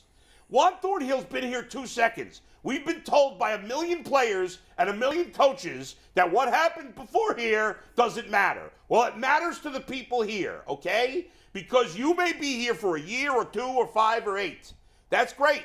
And I think you're a nice player. I'm happy you're here. I'm glad you're enthusiastic. I'm glad you think you're going to win. We think the Browns are going to win too. But this idea that everybody's got to shut up and that if anybody says anything negative, they can't root for the team. F you. That's ridiculous. People are scarred by what's happened year after year. And people have had positive vibes year after year. And players have said they're going to win, they're going to do this, they're going to give us playoff tickets. And they never come through. So stop talking, stop complaining, and just do it on the field. Part of what makes it, especially with that franchise, what makes it so difficult, I've talked to players and executives who come here, they're like, man, I didn't have anything to do with 20 years ago. It's like, well, guess what? That's part of the role of coming here is carrying that burden. That's right. Because you aren't responsible for it, But you have to be aware of it, and you have to understand why people are so upset and why they're so hurt and why it's so frustrating to them. Because Richard Jefferson's a good example. In 2016, before they won the championship, I was talking to RJ about just the drought of Cleveland. He's like, I don't give a damn about that. I wasn't here for that. I'm trying to win for me. Like, y'all along for the ride, and, I hope we win and you can celebrate, but I want to win for me because I've never won a championship, and we got a good chance to win a championship. And just the way that he phrased it was just different. But I understand from the player's perspective. But that's fine, Jason. I get that. Yeah. Well, I don't have a problem Richard Jefferson saying that. But Richard Jefferson, I don't know if he did this, but if he would have said, well, the fans should shut the hell up. Right. If you don't care about the history, if Juan Thornhill doesn't care about the history, that's fine. If I were him, I wouldn't care either. Right. But you can't tell everybody else here not to care about that, or that it's not a factor. You can't just parachute in 2 seconds ago. It goes a little bit back to what Cecil was saying. There is such a sense of entitlement with players today. Can't take any criticism. They're soft in so many. I can't tell you how many athletes I've come across here in town that just can't handle any sort of criticism whatsoever, and it just being real. It's not even criticism. It's just facing the reality of the situation. I mean, and they just can't handle it. When you got four since the 80s, four teams over 500. People tell me all the time, G. Bush, sometimes, I listen and you're just too negative on them. And I'm saying, listen, bro, I'm not being negative. I'm just married to the facts, bro. Like, at the end of the day, you don't have anything to show for what you're talking about. It would sound stupid for you to be optimistic about a team you know is not good. But here's what the thing. I'll tell you when you did well. And listen, trust me, we would like to say that you guys are really good. Yeah. Go back and look at 2020. There wasn't too much negative stuff going around. Even when people said, well, maybe Baker isn't the guy. Guess what? Everybody was excited that they beat the Steelers in Pittsburgh. Everybody was excited and rallying around the team. And see, sometimes players, y'all got to understand something. Y'all got to get in y'all's books. Y'all got to read philosophy. Y'all got to get in psychology, sociology, and the way you endear yourself to people, bro. The way you come in here and say, man, look, I would be mad too. And they can boo us all they want. But guess what? We are part of a legacy, and until we win, we are a part of a legacy of losing. And they deserve better. We're going to try to get it done here. And I know a lot of players have said that before. But what I'm saying is we're going to put that type of effort in, and we're going to make sure that we hold people accountable if they ain't putting that level of play in. And people would like it. But when you go out and say, oh, I wasn't here, you're not self-aware, bro. You making it, that's just one, we've heard that before. You're actually making yourself bigger than the team, bigger than the history. The history, that helmet is going to outlive you. That color, them colors and them brown helmets, going to outlive everybody, including me, including Jason. We got our little opportunity to opine on the Browns while we on this little blue rock called Earth, and you get a couple seconds, like Cecil said, to come put the pads on and do what you do and get paid a lot of money. At the end of the day, the legacy continues to live, so you got to understand what the past is to even talk about the future. And here's a fact. When the Browns win, we get better ratings. And more money. So we want the Browns to win. And sponsors. So there's certainly, nobody wants to purposely be negative, but when the team plays like shit, we're going to tell you they play like shit, and they played like shit for most of the last 30 years. So what do you want from people? This guy's too negative. I mean, whenever I hear fans complain about that, I always think this person has never seen a newspaper in an East Coast city. Because when I was working in New York, okay, I'd have fans, Mariano Rivera, the greatest closer of all time. There's no debate. There's no discussion. He'd have a bad week. There'd be articles about, has he lost it? There'd be fans calling me on the radio station there. He's done. Let's get rid of it. This guy's the greatest ever. There's zero debate. There's not even a conversation. There's not even another person you could possibly bring up. And that happened time and time again. The media in New York, Boston, Philly, in particular, those three cities, and even Chicago, I know it's not East Coast, way tougher on their teams than in Cleveland. So this idea that Cleveland media, and I don't love everybody here in the media either. I've taken pot shots at people, you know that. But like this idea that the media is out to get the teams that too negative. When the teams suck, you got to say they suck. What the hell else are we supposed to do? We all want the Browns to win because it is good for business. I'm confused where people work at. When I worked in corporate America, you had a quota, a revenue goal, every single month, like it was clockwork. And if you didn't hit the revenue goal, you had to do a whole presentation about why you didn't hit the revenue goal and what changes you're going to make in the next week under budget concerns of how we going to get it done. Hey, listen, NASA is they're really tough on the engineers because guess what? If they mess up, people blow up in space. Hey, police officers, they got vest cams on now. We critique everything they do and stops. You know why? Because if something messes up, they die. At the end of the day, we're adults, people.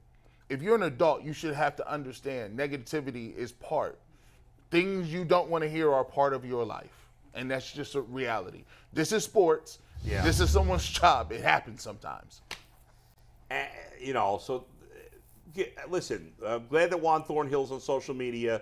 I know the percentage of our fan base that feels the way that Juan Thornhill does, where you can't say anything negative about the team ever, will be supporting him and saying we're a bunch of jerks and we're mean and I'm not from Cleveland and all that same old crap we've heard a million times before. It's just silly. It really is. And the player, like, if you're fair in your criticism, to me, like, the play, that's part of the gig. When you're a player, you're going to be criticized sometimes by the media. What drives me nuts is you could say 99 things good about a player and one thing bad, and they'll never say, thanks for that nice article. Thanks for this. And maybe they do to you, whatever, once in a while, but I doubt very it. Often. But you say one negative thing, what's your problem, Jason? Yeah. Right? Oh, that's happened. I mean, when I'll give you an example of Trevor Bauer from me on the radio. Like when he first got acquired by the Indians, most of the media members, especially radio people, didn't even know who he was when he first came to the minors. And I was lauding this guy. Top prospect. Great stuff. Yeah, he's unique. He's a little weird. We found out he was very weird. But, like, this guy's going to be great. And I was talking about this guy for years as he was coming through the system when nobody else knew who the hell he was. And then I criticized him once for something in Oakland. He blocked me on Twitter. He's ripping me on Twitter because he's a baby. And now he can't even get out to Japan because he sucks and he's finished. And good riddance. That's personal. And he can get mad at me for that. Hey, can I get a shield over here, bro? I need a shield. Sorry, I'm spitting all over the place. Man, this guy, he over here like the honky tonk man, bro. This dude is. I'm out of control. He out here moving around like Bam Bam Bigelow. Speaking of which, can we talk for a minute about people that do get engaged at, or are we saving that for overtime? Or are we doing Buckeyes? Yeah, let's talk Ohio State for a second. So we mentioned this before. Do we have you want to put the thing up there? Yeah, well, I'll read the quote again. Okay, this give is us the quote. Bull, you sent it to us this morning. morning. So Kirk Herbstreit was being interviewed, and he talked about there's a small percentage of Ohio State fans who are basically crazy. And he says, quote, and this is Kirk Herbstreit, the 15%ers, they get mad at anything. That percent is going to be mad at something always. Ryan Day could win the Michigan game, go out into the playoffs and lose, and they'll be mad about that. That group is just a bunch of jackasses who kind of embarrassed us all at Ohio State. So I don't really care, honestly, what that group thinks. But the people who matter, the logical people who actually have a brain and understand the sport, they love what Ryan Day has done. The fact that this is even a topic is almost comical. Okay. I think Kirk Herbstreit is the best analyst in college football. I love him and respect him as an analyst. Pretty good in the NFL, too. And the NFL, too, I agree. Pretty good. But I completely disagree. I mean, he's got to get off his ivory tower with comments like this, okay? Ryan Day has been a disappointment as an Ohio State coach. His record is irrelevant. It's completely irrelevant because Ohio State plays at least 8 games a year, that they have almost no chance of losing, Super facts. And that they could win with almost any coach, if not any coach in America. Super facts. So I don't care about those games. The only games that matter, pretty much, are Michigan and the playoffs. If you don't win those games, then you didn't do crap, and he hasn't won those games.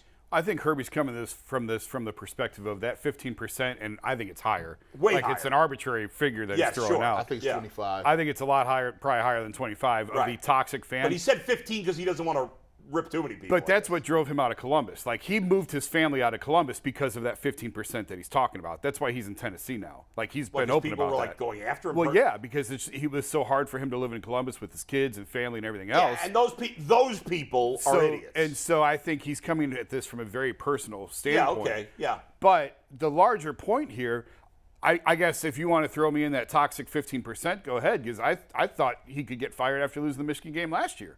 And if he loses it this year, he better just go to the NFL now. Like, he better just find an NFL job and go to the NFL, because if he loses it 3 years in a row, Bull, you're right. There's only a couple of games every year that really matter. I mean, You're Ohio State. I was just down there a few weeks ago, and Tyvis can tell you this better than anybody. Well, I covered Ohio State for 10 years. Prior to when I covered the NBA, I was an Ohio State beat writer. So I was down there all the time. And to see the Woody Hayes facility now compared to when I was there, I had John's last year, I had Cooper's last year, and most of the Tressel years. And it was nice, but it is unbelievable now. The facilities that they have down there and the way that they show off all the trophies and the Heisman trophies, national championships, Big Ten awards, it recruits itself. The place recruits itself. Yeah. You always get the top recruits. You don't have to be an elite recruiter anymore. Now, if you're a terrible recruiter, of course it's going to fall off. But the place can just you're going to get 5-star kids in all the time. And there's only a couple of games that are really up in the balance. Every once in a while, Penn State might come up and get you. Every once in a while, Wisconsin might come up and get you. Yeah. You should never lose to Purdue. Like, you should never lose to Northwestern. And here's the thing, like, that doesn't get talked about a lot.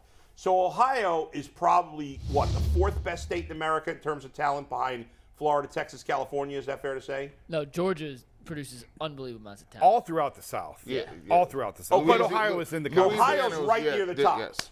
And I believe it is the only state in America that is near the top of talent and only has one premier program. Yes. As opposed to these other states that have Michigan multiple has premier two programs. Big Ten schools. Right? And, Pennsylvania has good talent, and they really only have one. You could count Pitt, I guess. Yeah. Pitt if we count Pitt, don't we have to count Cincinnati? Kind of, no. Yeah, I guess. And, Cincinnati's coming. They're on the coming. But pretty much, you have one of the best pools of talent in America, and you're the only premier program. And you're going to get great talent. And he's done a good job recruiting, but they haven't won the games that matter, and that's all that counts. Two things that's getting them, and I don't think Kurt understands this now. So when NIL came in, right, it changed the game, right? Yep. And you would talk to Tyvis, talk to some of these guys around the program, and these guys are getting 6 figures, easy. I mean, if you're a guy, 5-star guy, you get 6 figures. All the stuff you thought they were doing before, it's out in the open now. It's all good. But when you start taking NIL money, that means you are a corporation. That means you have shareholders. That means you have someone to report to. And if I'm somebody that's a booster, all these PACs and different people giving money, it's just like politicians. Hey, listen, you want to donate to my campaign? Well, guess what? This super PAC is going to funnel this money to you. But when it get time to ready to vote on certain issues, you know where to vote, right? Yeah. So if you're looking at these guys in terms of shareholders and stakeholders, I'm giving these kids $100,000. I'm breaking these dudes off that might not even be playing. Now, I'm giving you that money because I want to see certain results. That's right. And the results I care about is Michigan in these championships. And I get tired. See, there's only one thing y'all don't understand about rich people. When rich people get to a certain level, they all rich. There's not too much you can joust. We got the same cars. We vacation the same places. Our kids go to the best schools, blah, blah, blah. But where you get to the top of the food chain, guess what you get? Now I could joust with you when it comes to, well, my team is better than yours, and I helped get that kid, and I landed that kid. And if you know a rich person in Alabama or a rich person in South Carolina named Clemson in Alabama, they're winning. They are winning. They are in those Georgia. They are in those championships every year. And if you rich and you giving your money, you asking Ryan Day, ain't it kind of hard to see you get the top recruits and you got Olave, and you got Garrett Wilson, and you got Jackson Smith and Jigba, and you had Jamison Williams. He couldn't even get on the field. You done had all the Boses. You done had all these Chase Young, and you only got one national title since 2015. Well, he doesn't have any. He has 0. Yeah. So of course you in the hot seat. Like, come on, right. You're not competing. You with have the all big this dogs. great talent. Let's go. Win the games that matter. Jim Tressel and Urban Meyer. For all Urban Meyer's, Jim Tressel, great guy. Urban Meyer, certainly a flawed person, But for all I'm proud of you, Boo. Yeah. I'm proud of you. Tone that down. I toned it down. It flawed I'm proud person. of you. Flawed person. But working on that. those two guys kicked the shit out of Michigan. Yes. Every time, basically. And competed against Southern teams. Tressel lost in 03. Right. I think that was it. One time. Urban never lost to Michigan. They understand that. This is Dustin Fox, who we all know, friend, my partner for 12 years, only went to Ohio State because of Jim Tressel. Because Jim Tressel, after he went into the gym and said, we're going to beat Michigan, called Dustin Fox and said, I need you here. He was going to go to Penn State like his brother did. Mm-hmm. And he went to Ohio State and was part of that national championship team. Jim Tressel knew what it was about. Urban Meyer wanted to kill everybody and knew what it was about. I don't care. Brian Day's got a fantastic beard. He's got a great beard game going. He does. And he's won some impressive games against Rutgers, Purdue, and Northwestern. Congratulations.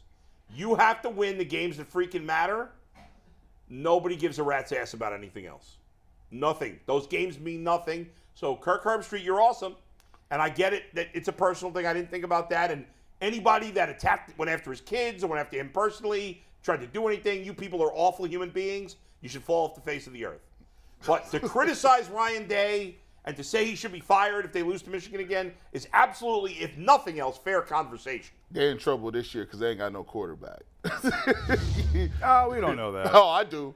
Listen, Stroud looked rough his first start. He looked rough. People were calling for him to be benched his first game. I've seen your boy McCourt and Brown. Listen, it's the difference between Justin Fields looking bad and C.J. Stroud looking bad because at least you knew they had certain talents and certain skill sets. I don't know if those guys got the certain skill set. I have a hard time believing Ohio State doesn't have a quarterback. There's no excuse for that. I have a hard time. They have 2 5-stars on the roster, for whatever that means. Yeah, I mean, Bull, to your earlier, like the whole recruiting thing, actually, Ohio being the hotbed doesn't really matter anymore because Dustin wouldn't get recruited to Ohio State now. And I love Dustin. And I've asked him. I don't know if they would recruit him or if he was a big enough. Like, Troy Smith wouldn't have been recruited by Ohio State now. Right. That's amazing. Is that a negative? No, it's not negative. Well, is there a part of it that's a negative because of the Ohio kids? There's no affinity. There's no affinity. It's a business. There's no affinity to an Ohio kid growing up wanting to play at Ohio State. Right. That's gone. And that that meaning of beating Michigan. Yes. Is not there as much. I'll give you talk to Maurice Claret, or Dustin. Like, that worked for him. Like, when Tressel went and got them Ohio kids had a chip on their shoulder. It was like, yo, they played one of the greatest teams I've ever assembled in my life. When I can't say nothing to Dustin. You won't even hear me talk about Dustin in football. Like, I talked to Mike Dawson and them. Like, they went with just Ohio kids. These kids was like around the block kids. Like, up the street that you played with. The first thing Tressel did was put the borders up around Ohio. And like the Charles Woodsons that left and went to Michigan, the Elvis Gerbachs that left and went, he kept all the in-state talent in Ohio, and they won a national well, that was actually a lot of Cooper's guys that he won a national title with. But a lot of But he had a lot of success with a lot of Ohio kids. kids. Bobby Carpenter, A.J. Hawk, Maurice. C. Grant. These guys were just Northeast Ohio kids. But the crazy thing about it is, that worked for them. Now Ohio State, I would call they was like a Lexus back then. They Rolls Royces now. Like they recruit like Urban made it national. That's the one thing Urban did. Yeah, was Urban made this a national. I remember they used to never be able to get a kid out of Florida. When Tressel was here, they couldn't get a running back out of Florida, and if they did, they were broken and they were flawed. Like Lydell Ross, they used to laugh and say, "How do you get the slowest running back out of Florida?" Because the other 3 didn't want him. If you got a kid out of Florida, it's because the other 3 didn't want him. Right, and that's not the case now. And that's what Urban changed the recruiting scene at Ohio State and made it a national program. And now Ryan Day's the one who's benefiting from it. Because it was hard to get Southern kids to want to play. They couldn't get a kid out of Pennsylvania. I remember when they got Rory Nickel. They got Rory Nickel. I think he was the first tight end recruit out of Pennsylvania. Yeah. And it was like a celebration that they got a Pennsylvania kid away from Joe Paterno. It was like unheard of that you could win a Pennsylvania recruit over Penn State. Or remember because that kid didn't want to end up in the showers with Jerry Jones. Oh, Lord, God. damn! And then they got Terrell. And then they got Terrell Pryor. Credit for being posh the other time, and that here just you went go. Out the window. Remember they got Kenyon Rambo out of California? That was the Kenyon Rambo. He's going to be the next big thing. And he did nothing. He did nothing. Yeah. I got some Rambo stories. Yeah, just, looking at the Ohio State recruiting rankings from the last couple of years, their best players haven't been from Ohio. Julian Fleming was the #1 kid in the country, Pennsylvania kid. Jackson Smith and Jigba, Texas. Garrett Wilson went to Baker's High School. Sorry. They recruit Texas as well as A&M and Texas does right now. All that matters is winning. I don't care about the recruiting rankings. So we're going to do one more read. We're going to talk a little Guardians. We're going to end with some fun, but the 12 o'clock lunch drive, the Ultimate Cleveland Sports Show, is sponsored by the Colleagues Companies Championship. Check them out at the Firestone Country Club. From July 12th to the 16th, there are events for everyone, including kids. Something for everyone. That's a guarantee. You can learn more at colleaguegolf.com. By the way, do you know the name of the play-by-play radio voice for the Baltimore Ravens? Chuck. I think it's slightly inappropriate too. Look it up. Look up the radio play-by-play. Radio or TV? Well, radio. Radio play-by-play guy for the Baltimore Ravens. It'll bring it. You'll understand why I'm asking when you find his name. And then we'll never give Bull. See, this is why I don't give Bull no credit. Oh, Jerry Sandusky. Jerry Sandusky. He got to change his name. It's Jerry with a G. It's Jerry with a G. But I can't believe this guy won't change his name. He's get a radio name. My real last name isn't the Bull. Yeah, It's not? No. By the way, when I was working, when I started my career in Utica, I got a letter in the mail, because this was probably nobody was doing email at the time. This is early 2000s. I got a letter in the mail once from some guy who thought my last name was Debo, like Dibeau. He thought I was from Canada, and that my last name was Debo. Debo, Anyway, Jerry Sandusky, Ravens announcer, you might want to, change it a little bit. That's crazy. Jerry Cincinnati. Yep. Jerry Toledo. Right. Jerry Baltimore. He's calling the Raven game. Jerry Willard. There you go, Jerry. Who's Jerry Willard? Old catcher from the Indians back in the day. Jerry Willard. Backup catcher. Good job out of you. Thank you. And a little tiny town in Ohio that I've been to. Yes. Nick Dials, Charlie Fry hometown. Look at that. He knows it all. Who would have ever thought of Willard? I just popped coffee in my own face. By the way, speaking of Indians history, it was a couple days ago, I wasn't here. It was the anniversary of Len Barker's perfect game in 1982, which is the last time they had a no-hitter. It was a perfect game. And I think it's now the longest drought in baseball. Probably. It is. That's 40 years, 41 years. Yeah. Without a no-hitter. Game. All the pitching that they've had come through. About no. That? I have. He came on the show. Yeah, we did. Well, that's true, but I had done it beforehand. But yeah. Anyway. All right, let's keep it moving. Speaking of Guardians pitching, they have a plethora of young arms right now. Not everyone's pitching up to their potential necessarily, but they do have a plethora of young arms. And at some point, McKenzie and Savali are going to come back off the IL. And that's going to leave them with some serious question marks on who to keep up and how to manage 7 or 8 guys who have been getting consistent starts in this rotation. Yeah, there's nothing to question because it's not like most of these guys are pitching all that well. So what do you do? Do you trade them? Do you send them all down? Well, first of all, Tanner Bybee's never going back to the minors unless he gets, unless he falls apart here. Yeah. But Tanner Bybee's been excellent in 4 of his 5 starts, so he's not going anywhere. Yep. Obviously, even though Shane Bieber was complete trash his last start, he's not going anywhere. So that's 2 guys that are locked in. McKenzie, once he's healthy and off the injured list, is 100% on the roster. Battenfield is going back to the minors. He's going to the minors. He's going to the minors, so he's out of the mix. So, all right, the last 2 spots, you got Logan Allen, you got Quantrill, and you got Savali.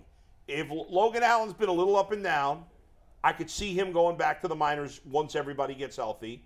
But if he's pitching great, then there is a question as to what you do. One of those guys might go in the pen. A lot of the times this sort of sorts itself out. Certainly, There's another injury of some sort. If we're going to play along that these 6 are healthy and pitching well, I think Logan probably is the one that goes down. But long term, I think Savali's the odd man out. Yes. So whether that's a trade in July or after the season, I think Savali's the one who has the shortest remaining leash. I think Quantrill has done enough to stay. And Allen is the one, if you have to make a short-term move, it's probably with Logan, but I think he's pitched well enough to stay for the most part. So I tend to think it's going to work itself out. There's always an injury of some sort. You could flirt with a 6-man rotation. Other teams have done that before.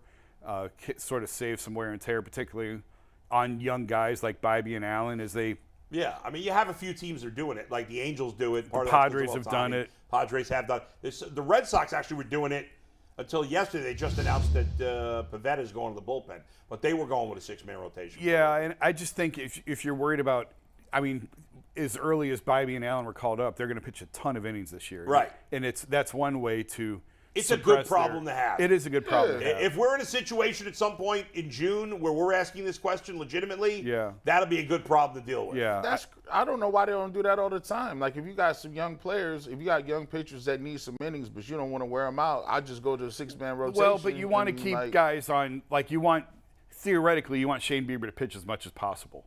So you wouldn't want to go to a 6-man rotation because now you're cutting into his starts. Right. Even if he's not pitching well. Well, I mean – that's the thing. That's why I said theoretically. He got blown up the other night, and but in theory, you want your aces, you want your best pitchers to pitch more often, not less often. Yes. But it is a way to suppress the innings of some of the younger guys that you're worried about. It's something you might do for a few weeks. Yeah. Let's say you have every year there's a stretch where you play 20 games in a row or 27 and 28. Maybe for a month you go to 6-man rotation. Right. You're not going to do that for the whole season. Probably not. And within those few weeks, somebody's going to get hurt or whatever. Right. I agree long term, because you got Gavin Williams who's going to be here at some point too. Yes. But Shane Bieber, this is Shane Bieber's last year. Yes, it is. There's no doubt. So I don't think they're going to trade him in season. Now, if they're 10 games under 500 at the trade deadline, he's gone. Yeah. Now, he better be pitching better or I mean, his trade value is not what it was. No. Because it's not what it was. I mean, it keeps sliding. Right. So compared to what it was a year ago even, I think it's less.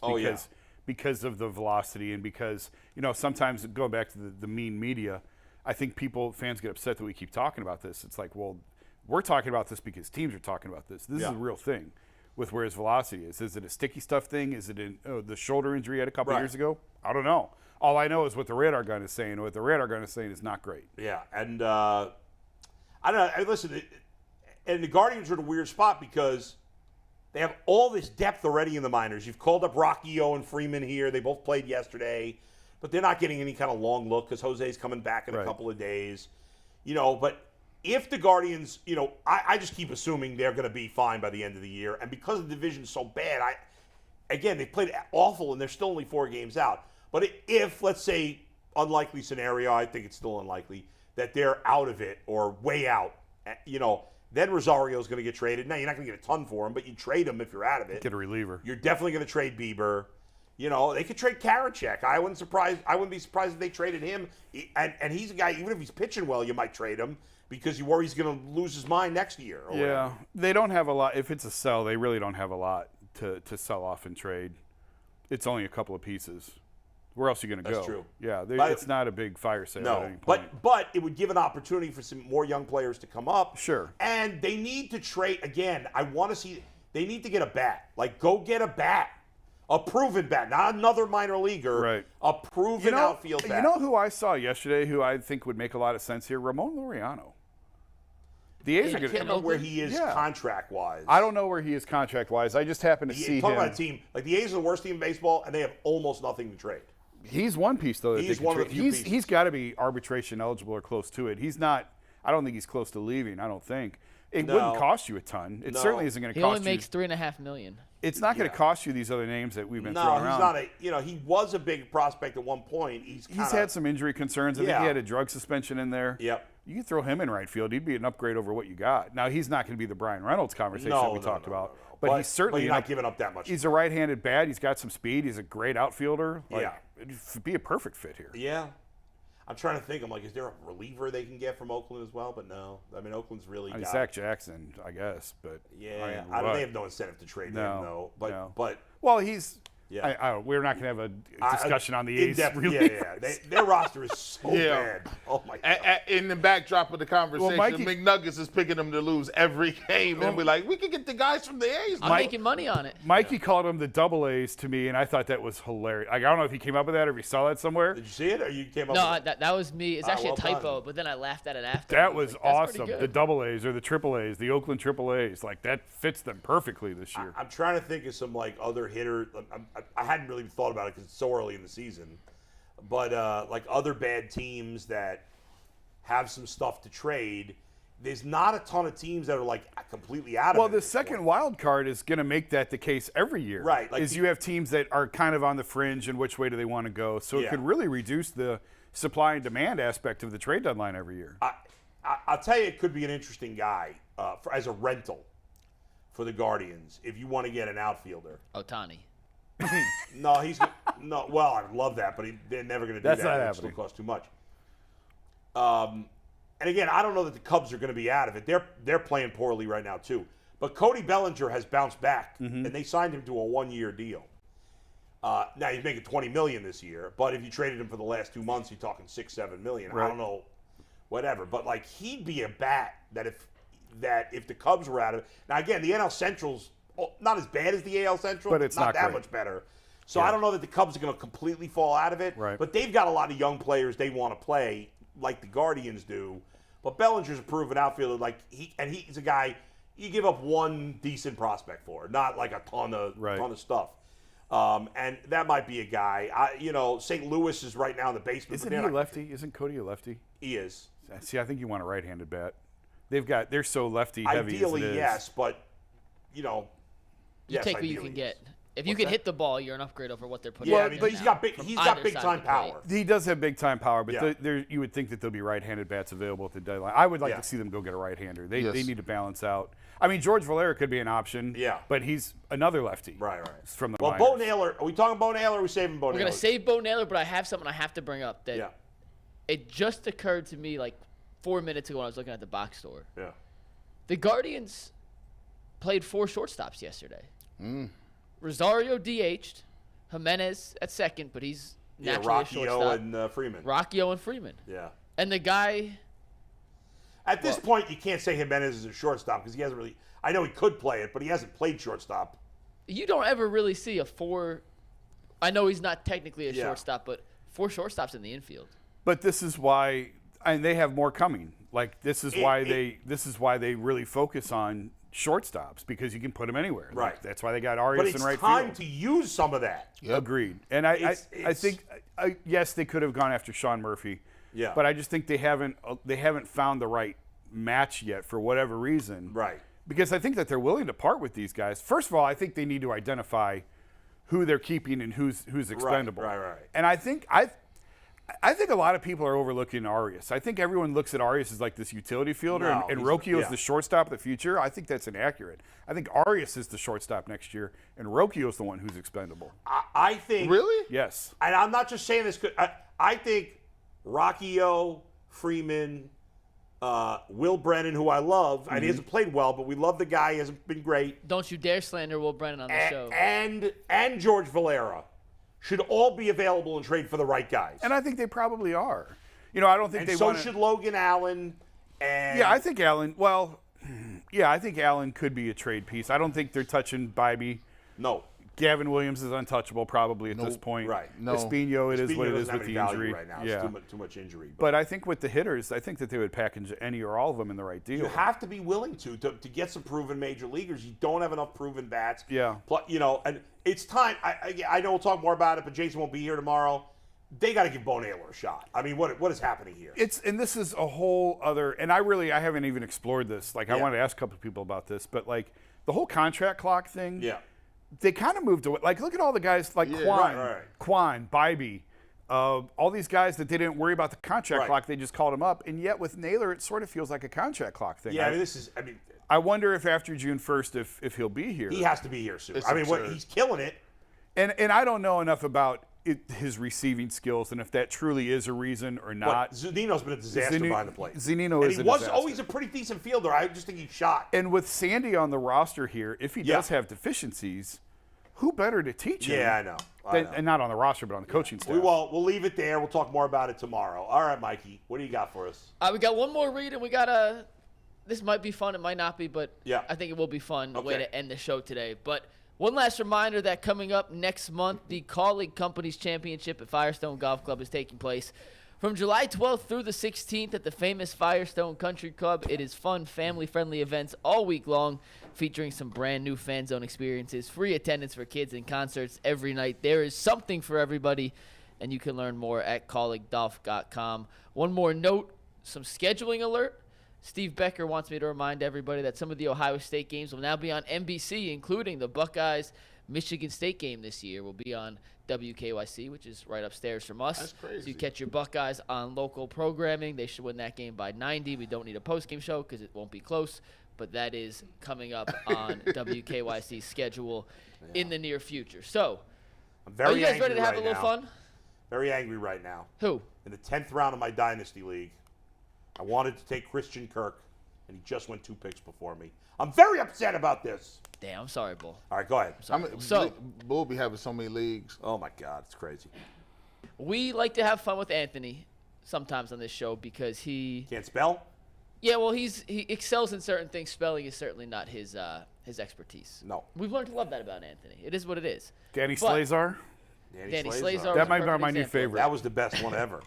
So my mom was cleaning the house back in Jersey the other day, and she sent me this.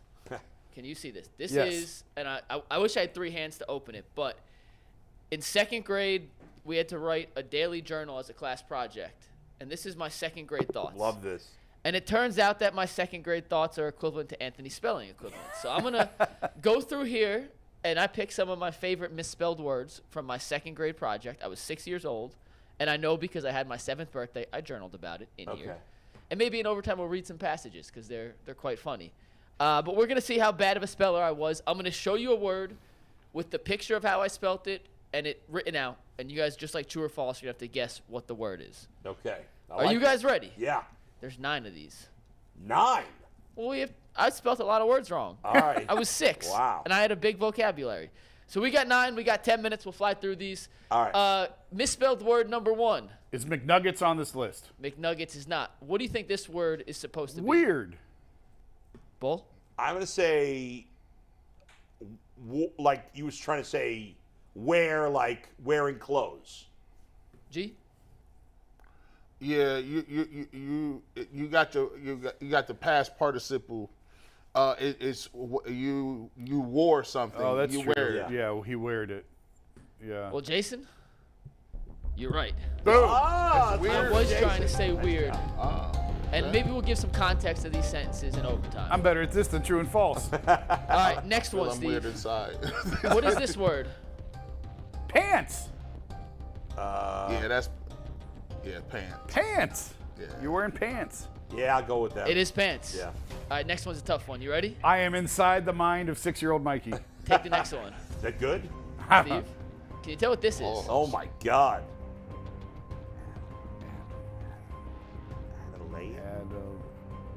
This is maybe the best one.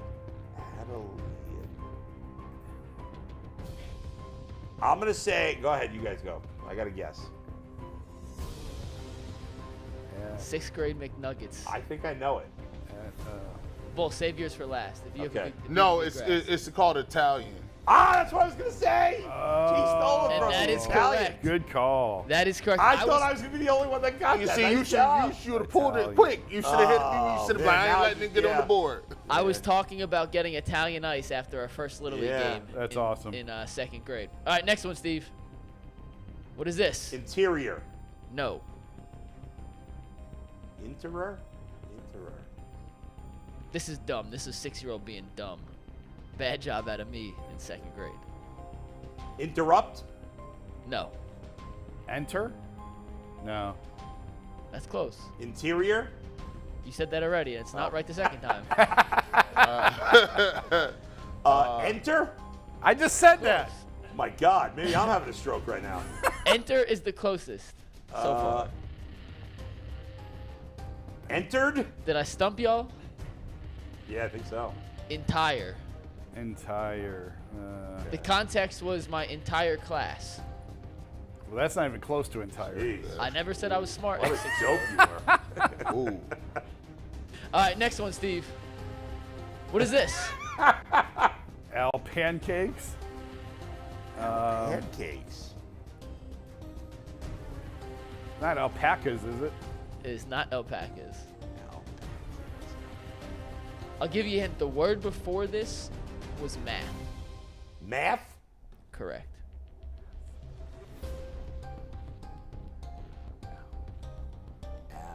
Algebra? No. Math. When Equations? when you guys hear this, you're going to laugh. This is so bad. I got nothing. G? You deciphered Italian. Arithmetic? How about Olympics? Olympics. Oh my God, Nevin. I don't know how pancakes makes it look so Pancakes. worse. You must have been hungry. But it's, I can see the limb and then cakes. Picks. I can see where my second grade mind was going. And why but was yeah. math in front of Olympics? We had Math Olympics. Math Olympics. Yeah. All right. I got a couple more. A couple of these super easy. A couple of these not as. What is this? Yankees. Easy money. Don't know why I thought. Yankee. Ease was E-Y-E-Y-E-S. Yeah. Like old McDonald had a farm. E-I-E-I-O. I don't know. All right, next one. Assembly. What would you say? Assemble. Jason's right. No, It's school assembly. Yeah, school Assembly. assembly. See that E? See that E by it? See? Two more. Next. Passing. No. Farting. No. Fasting.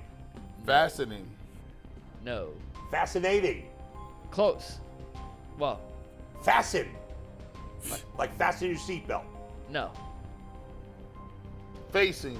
Yes. Oh! I was on the nice St. ball. Louis Cardinals, and we were facing the Oakland A's in a Little League game that night. You can tell he has a little bit of vocabulary he wants to use. He flexes his vocabulary, but it just didn't come together like he wanted to. I was just stupid. At the end of the day, I was simply stupid. And the last one, this is probably the easiest one, but St. Patrick's. it was St. Patrick's Day. St. Packets. St. Patrick's. So I have That was funny. I have a theory that like all of us have been diminished. Like I believe my great grandfather was smarter than me functionally. Like I may know how to like write stuff, and he only went to like 4th grade, but like they knew how to cut wood. They knew the metric system. Oh, our grandkids are gonna be idiots. That type of stuff. Yeah, because I don't can't know do how any of that to. In these words, like if I'm typing something and spell check ain't on, I'll be mad. Like, hold on, you're supposed to tell me that was wrong. And sometimes I just type it incorrectly and just keep going because I know I can go back and correct it. Right, exactly. And then it just That's what I'm messes me saying. up. Yeah. Our grandkids are gonna be idiots Man, because everything will do everything for you. it's just Between everything. Google and Plus, the education system is a disaster. It's a big mess. Hey, By the way, it's funny. A friend of mine, my oldest friend Andy, who came visit me a couple of weeks ago. I was actually going to bring him in studio with us on a Monday. I was supposed to work, but I was sick, and so I didn't come in. But he found recently, we've been friends since the 4th grade. He recently found this book, this notebook similar to one you had, and it reminded me now because you brought yours up. And in it, we would keep lists of who we thought were the 10 hottest girls in class, and we would change it every few weeks. We'd have the top 10 hot girls in 4th grade. Emily Baum was on there. Cerise Rattray was looking good. Joy Quinn, I had the hots for her. how do they look today? No idea. I actually saw a picture of one of them. yeah, there is. Joy Quinn. She looked all right. There ain't nobody that's. Emily Baum is like a workout aficionado. There's- Shout out to Emily Baum. Ain't Probably not nobody, watching. ain't nobody pop. I wasn't getting no action. Time is a funny thing. Luz Alvarez, my God. But I shout- also But just shout figured- out to all the women. Like, All you the know, women. shout out. Listen, Shout you out know, Myrna Rios. hey, you know, like I see y'all out there, man. You know, we all age gracefully, and I appreciate y'all, man. We're not gonna get no Don Lemon stuff around here. We're not gonna do that. Shout out to all the women. Entables Butcher. How's your butcher doing? My butcher? Yeah, your butcher. Yeah. Shout out the butcher. There's not one individual butcher, but I mean, You can't say shout out to my butcher and not have you an had individual butcher. you went to him with a whole. no, it was a woman. The woman is the one You that had a slices calf. the cocoa. You had a whole calf. You know Like, what? that you had brought in that they was quartering for you, Bull. I forgot to talk about this. Mother's Day, I made a feast. Yeah, Did we talk about that? Let's get into that Yeah, brunch. we got 90 seconds. Oh, I made a prime rib. Yeah. 12-pound prime rib. It was Smoke it? spectacular. That's beautiful. No, cooked it in the oven. Nice and rare. That's beautiful. Oh, very rare. It was Well done. I had prime rib. I had potatoes, like small potatoes, Nice. in the air fryer. Asparagus. We had French toast, hash browns, Damn. sausage, bacon. Had the whole, because I kind of messed up Mother's Day and did make a reservation in time to where she really wanted to go. Man, that Bomb Group restaurant, I don't know what it's called now, out by the airport. Right, sure. That brunch is where she really wanted to go. And it was The full. firefighter? Did this make up for it? I don't know what it's called. Did this make up for it? Everyone was impressed. And like, I was nervous about the prime rib. Yeah. I'd never made a prime rib before. Really? It was so easy. Nice. It was so easy. There's nothing better than a good prime If you, rib. if you want to make a prime rib, all you do is slather it in Dijon mustard and then a little salt, pepper, and garlic on top. Cook it at 500 degrees for 25 minutes. Drop the oven to 320. Don't open the door. Let it come down on its own. 320 for wound up being about 2 hours. Perfect. Man, you know Perfect. that. You know a lot about meat. Nice job. I do know a lot about meat, G. We'll see you on overtime.